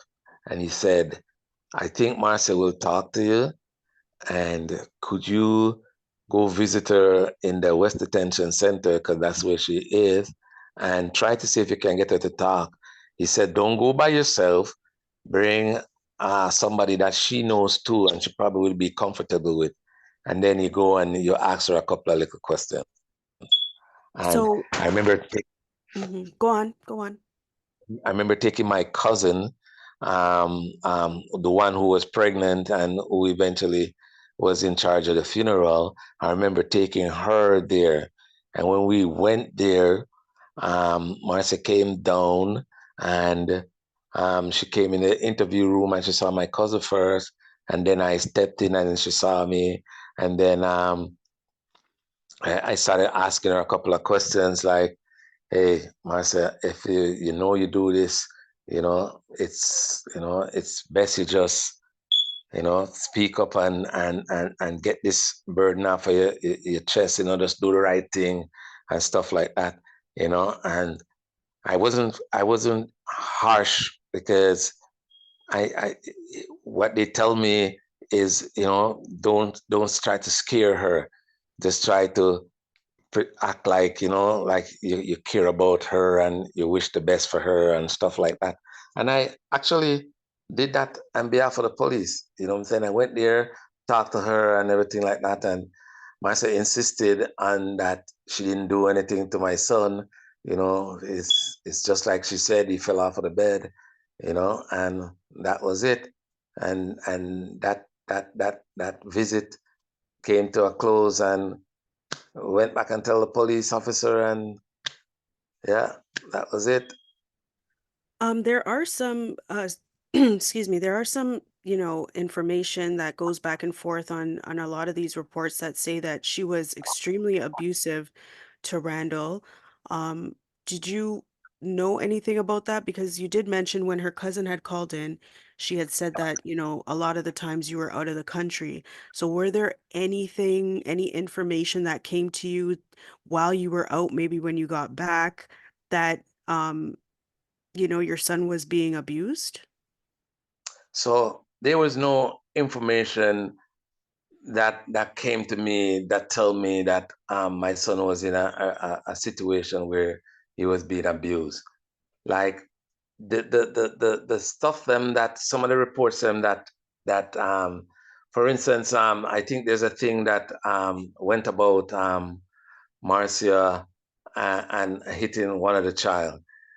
The information at the time was it was Tigo. It wasn't Randall. She had a dispute with, and I had tell her them times I was in the States at the time, and I had told her that do not put your hands on my children. If anybody to do any discipline, it should be me. It's my kids them. So I wasn't aware of Marcia abusing my son.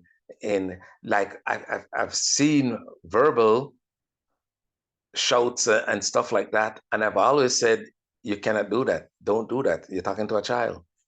There's ways you can explain to a child how to go about and do something. If you're gonna tell a child to don't do something, you should at least tell them the reason why not to do it. So yeah, like like a lot of you see what complicates everything, and this is what people find it hard to believe. I have always dismissed Dr. Smith's medical finding. Without Dr. Smith's medical finding, what we would have is a pathologist would have been would concluded that yes, the child died from a head injury, and another a pathologist could easily say it's possible that the head injury could be caused by a fall. But Dr. Smith isn't that type of doctor. You know what I'm saying? He never gave any room that it's possible that a fall could have caused an injury. He said point blank, a fall could not cause that injury. Could not.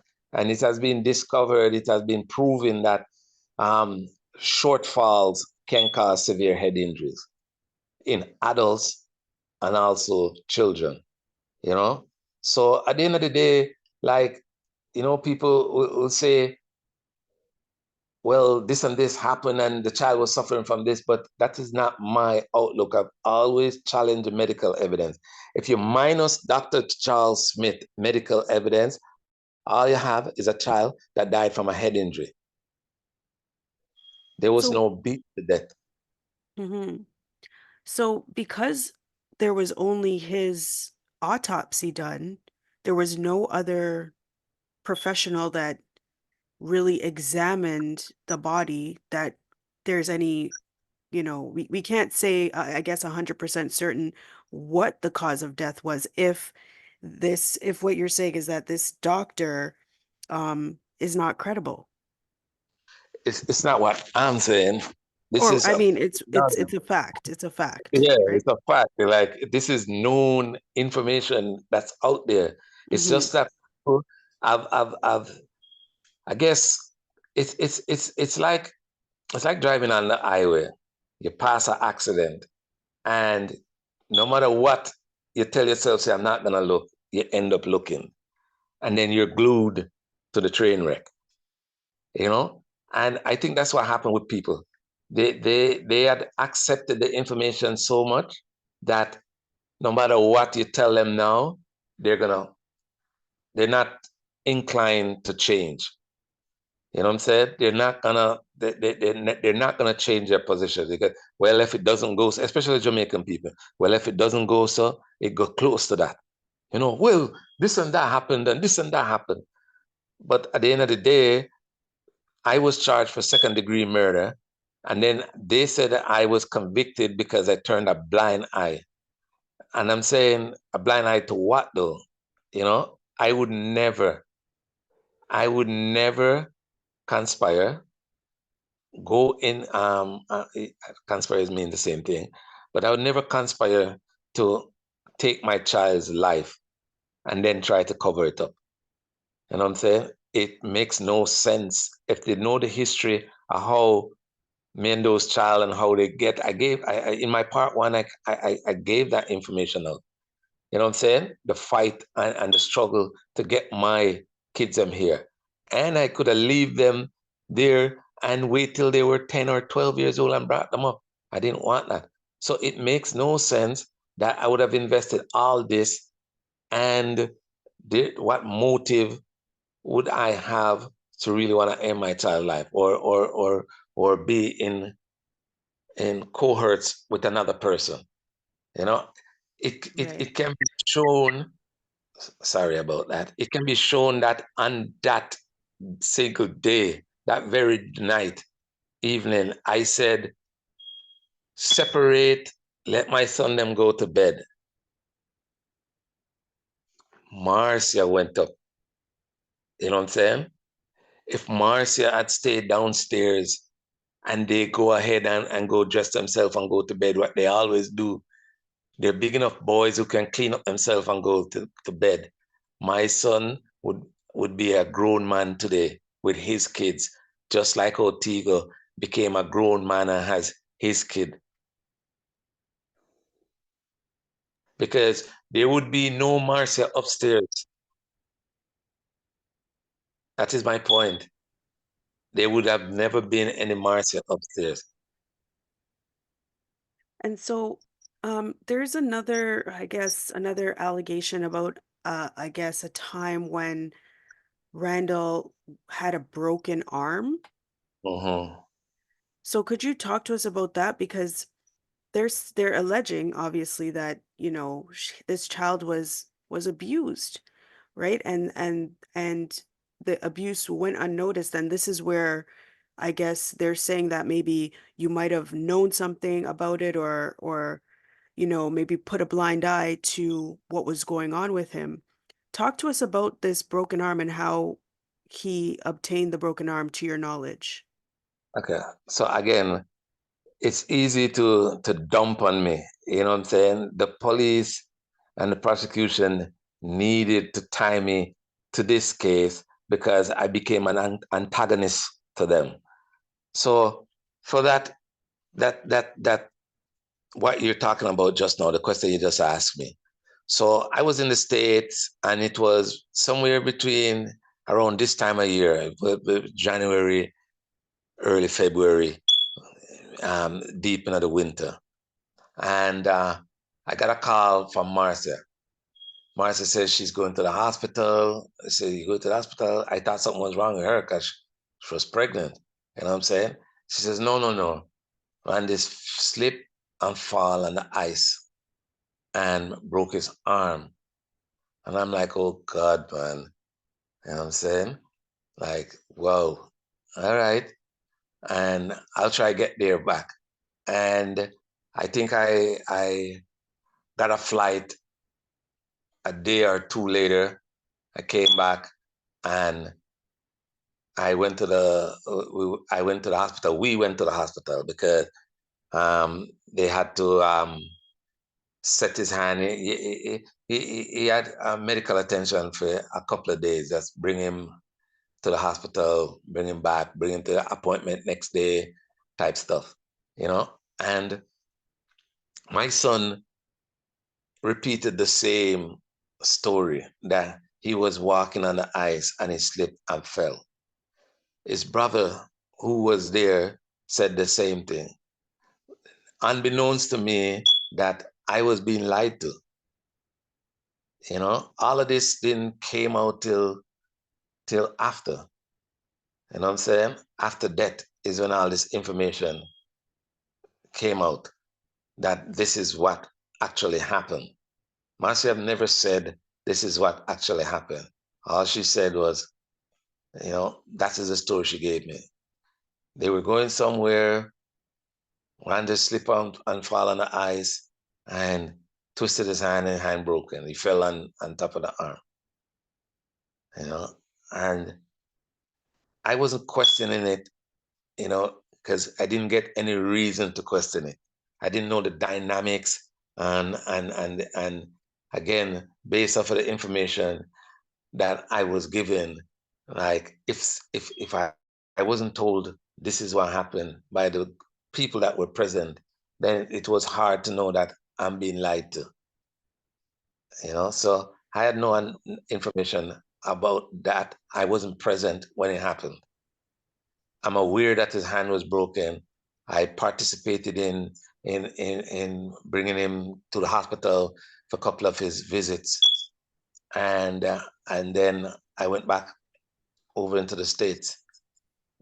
When I believed that everything had stabilized under his arm, because he had to get scheduled for a surgery. I think he did a surgery while I was there. And so at any point or how often, I guess, I know it may be hard for you um to tell because you were back and forth, but how often did the boys were they able to communicate with their mom back in Jamaica? So the mom didn't have a phone. So she would have to either, whenever she gets a call from wherever she gets the call, it's not like, say, that their mom didn't have their number where they were at. It's if she said anything otherwise, that would be a lie. She actually had a number for the house that she can call. So if she calls and I'm not there and she's getting a vibe, you know what I'm saying? She's getting a vibe.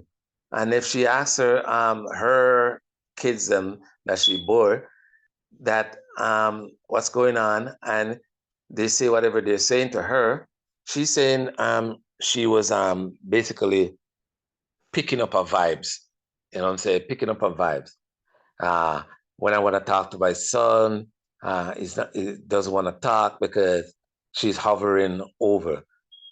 So, like, I wouldn't find it hard to believe that she called the house and the caretaker, because Marcia would be their caretaker.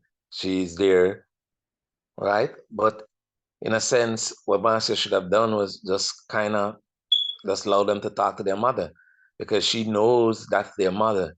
She knows I don't have a relationship with their mother like that. I have an amicable relationship with their mother, not a hostile relationship. So at the end of the day, that was kind of on her to control her emotion as a grown woman, you know?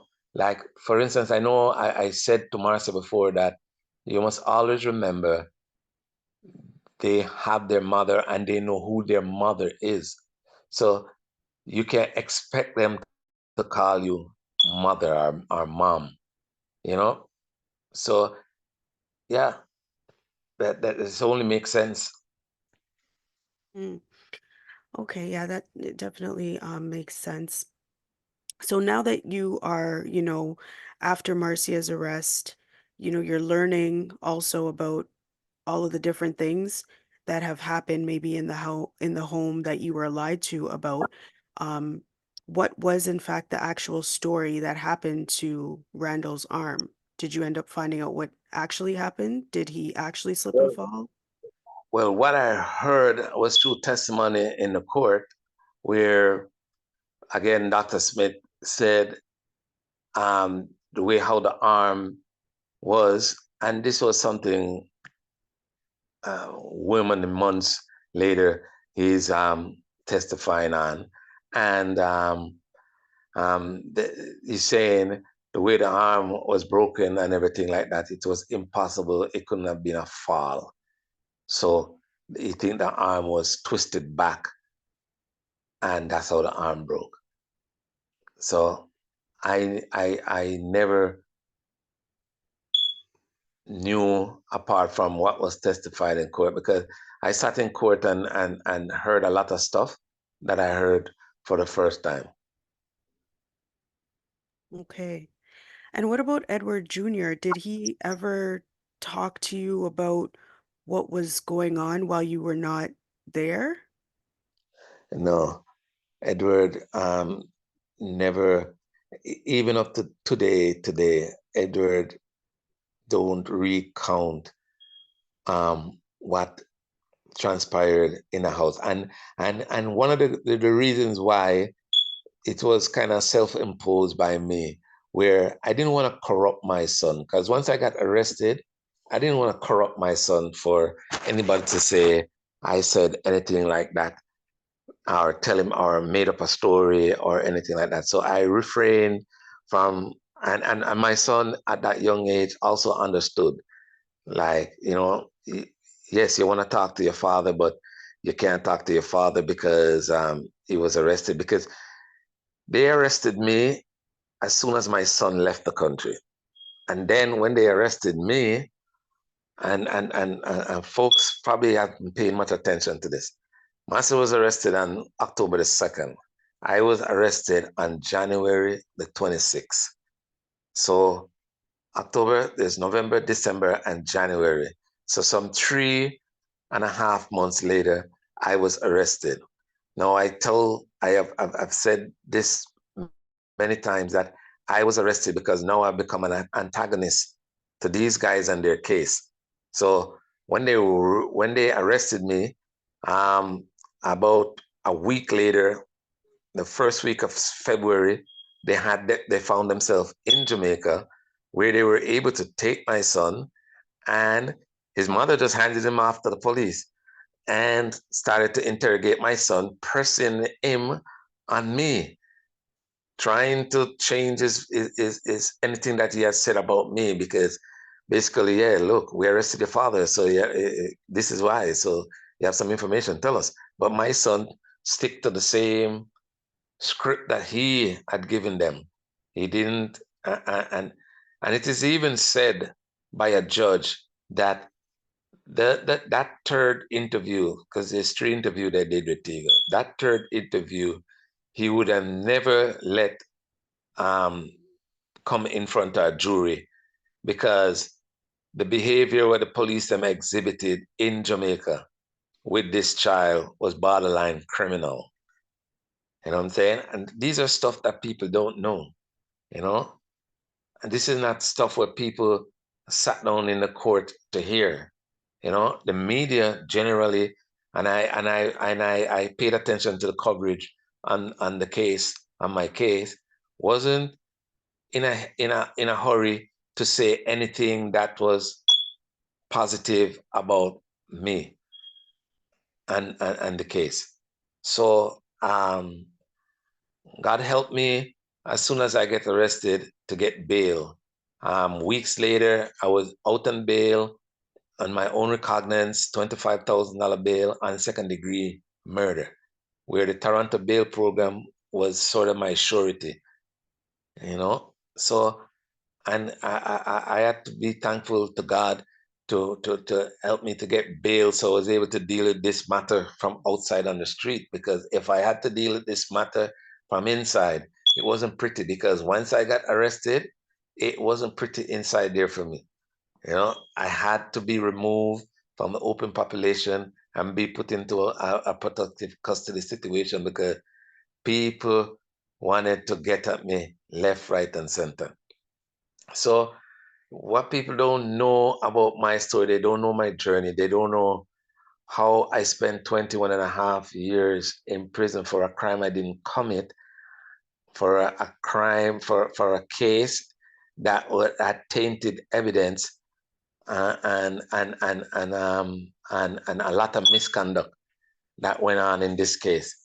But everybody was just, and I can understand everybody's passion, right? A child died, and they're saying all of this stuff happened to the child.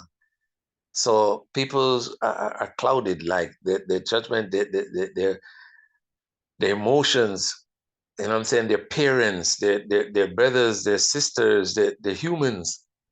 And to hear that this happened to a child, you know, I could understand the anger that was stoked within folks, you know. So I'm not mad at anybody. I really truly forgive people for everything that they have done to me, you know.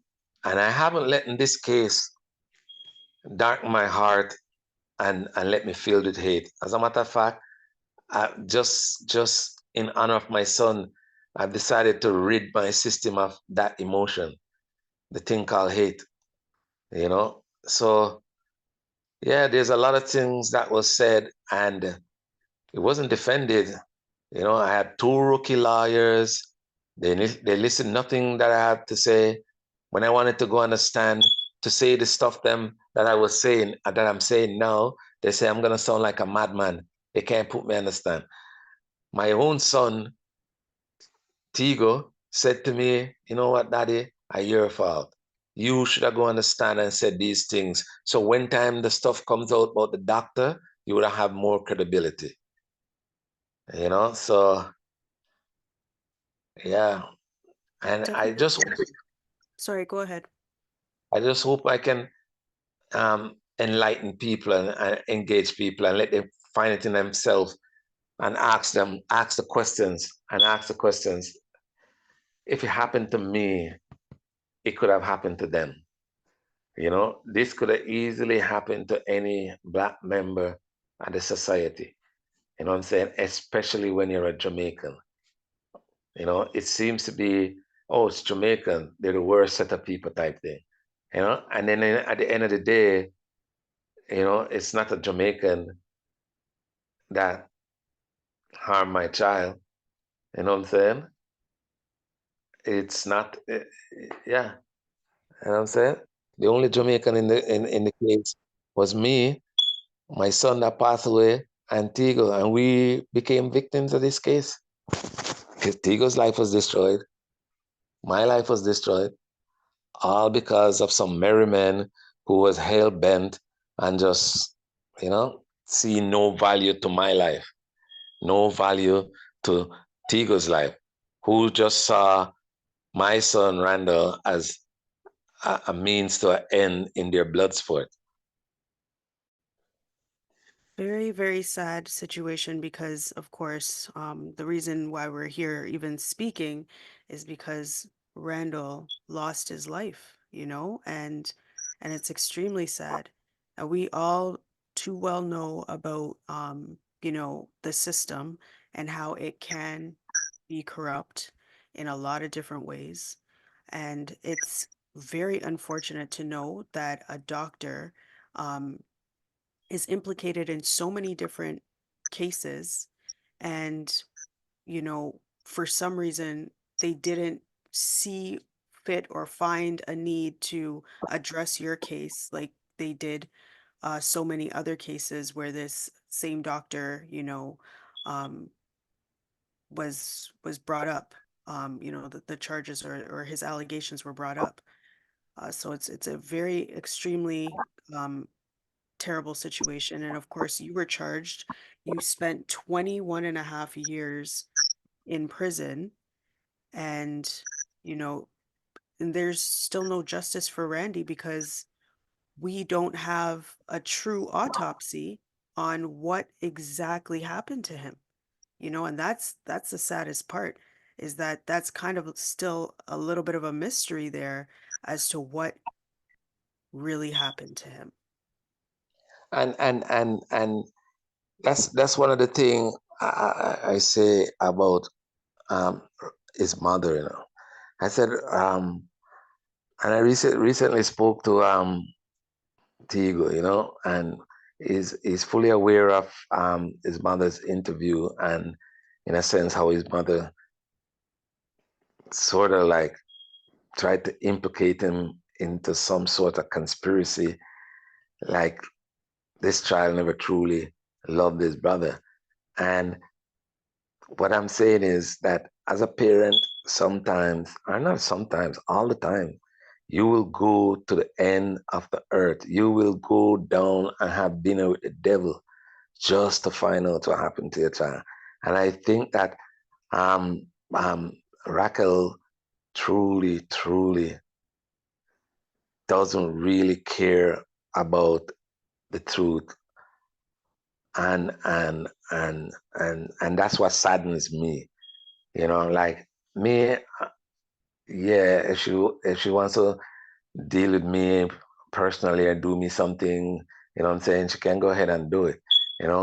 But I'm just happy I'm able to get this information out. And this is not like something Raquel doesn't know.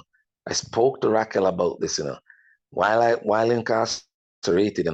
My Tigo said, you know what? I want to hear my mother and father together because I've never had that experience.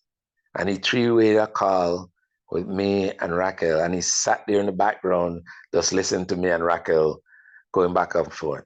And it's not like we were fighting or anything like that. Raquel even said to me, like, you know, I know you didn't, I know you didn't kill your son. You know what I'm saying? But it is what it is. And then when I broached to Raquel, because I believe that Raquel have a lot of information when she came to Canada that could shed some light on certain interactions and certain behaviors and certain information that she had when she was here, because she interacted with those police officers. Those police officers knew what they were doing. They knew who Dr. Smith was when they called Dr. Smith. It's like in several other cases with Dr. Smith. There is another professional who comes, look over a child's body, and kind of says, you know what, I don't really see no foul play yet. Here, it needs more investigation. And Dr. Smith will come and says, no, there's foul play. If that child, imagine it, children who didn't have a scratch on them, Dr. Smith said it's murder. Then it ended up turned out, no, it's not murder. There's other explanations. William Mullins, Dr. Smith, another doctor did an autopsy on this child. Because William Mullins was in, what do you call it now? Was a caretaker for the child the night when the child passed away. He got questioned and everything like that, and then the autopsy found the death to be inconclusive. Can't tell if it's a homicide and everything like that. So yeah, everything kind of cool. Here comes Dr. Smith several, if my memory serves me right, if it's not several months later, it's a year and a half, maybe 2 years later. He goes and review the documents. Now, these are documents that another professional did, And Dr. Smith says, no, this is murder. The man sexually assaulted his niece from the rear. I don't want to sound too graphic here. And it caused swelling. And yeah, he raped his niece and strangled her and killed her. Now the man is arrested. The man did 13 years. I know what it is that he went through. Baby killer, child killer, we're gonna get you. Like just hell,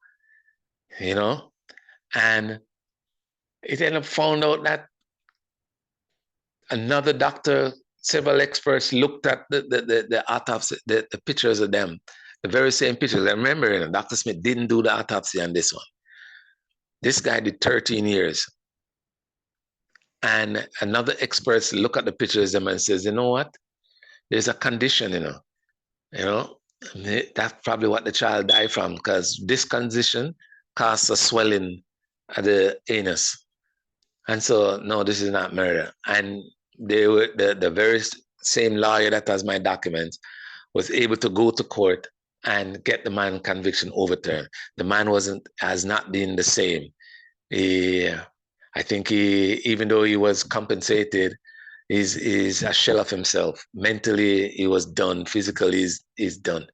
And yeah, he got his conviction overturned. So what I'm trying to tell people, this is not a joke thing. This is a serious thing I'm talking about. It's really serious. And society has looked the other way when it comes to the Randall Dooley case. The justice system looked the other way. The it's crazy. Like what I encountered, all because I challenged the medical evidence. You know, like I mean, if somebody did a crime, no matter who it is, your mother, your father, your brother, your sister, your husband, your wife, whatever, you know what I'm saying? That person should be processed with remember, the state has enormous resources, I couldn't challenge just the state with the amount of resources they had. They can fly in witnesses, they can take spring witness from out of jail in England, bring over this witness to come testify that he heard my voice 5 o'clock that morning. This gentleman has never met me before, never met me after, and somehow he knows my voice. You know what I'm saying? This is intentional. Like these guys knew what they were doing, and they knew my community was gullible. They will just drink it up, and they're passionate, and they're loud, and they're angry. And so, yes, if it not go so, it must go near so. The boy this, the boy that, the amount of vile things I hear people say about me, the amount of vile things in the most recent Raquel interview where the threats them are in the comments there. You know what I'm saying? Say I'm gonna be found dead, I'm gonna be murdered, I'm gonna this and that. You know what I'm saying? But all I'm saying is that all of this can happen once my story came out. Now my story is out. Who wanna kill me can go ahead and kill me. This is gonna be out, and people can hear my version of it. And if they don't be lazy, just look into what I'm saying, and then compare. And if anything I said, like what they say in court, if one thing I say is truthful, then you can take everything I said as truth. But if you find out what I'm telling you is lies here, lies there, lies there, then you can just discount everything and say, well, you're lying, you know? So it's kind of on everybody now to just don't be lazy. Just do some research for yourself. I give you the information. Dr. Charles Randall Smith. Google it. Everybody have a phone. Just Google it. That's the guy who did the Randall Dooley autopsy. So again, thanks y'all for your patience and your time. It's a very tragic story, and it was compounded by sending an innocent father to prison.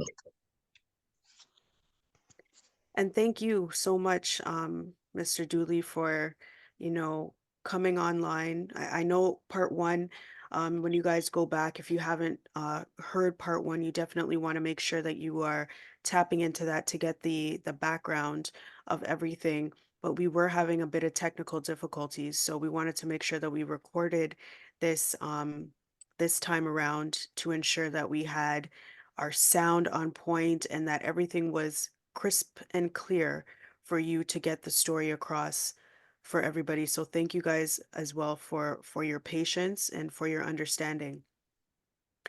And as Mr. Dooley said, it's really important that we do look further into this case, just by simply Googling Dr. Charles Randall Smith. And, you will find different reports, different cases of how, he was um, I don't know exactly what happened to him. I can't call it disbarred, but he was removed from his position because of the findings in several cases that his work was not on the up and up. So you definitely want to check it out. We're hoping to do a part three where we can provide some more physical evidence as to the information that was spoken about here today. On this part two of this, again, yes, very tragic story of the unfortunate passing of Randall Dooley. Okay, so thank you guys so much. I appreciate you guys for tuning in, and we definitely will notify you as to when our part 3 is going to be coming up, and then you can tap into that as well. So thank you guys. And in closing, you know, I mean, there is so much to say, but not enough time to say it, you know. And I know this part 2 is a little long, but I hope everybody will just sit and just listen it right through, and then, you know, do some research again, as Miss Ellie says, do some research for yourself, and you'll understand that it is possible that what I'm saying is true. I will tell you this. I know what I'm saying is true. It's the reason why I was arrested. It's the reason why I was kept in prison so long.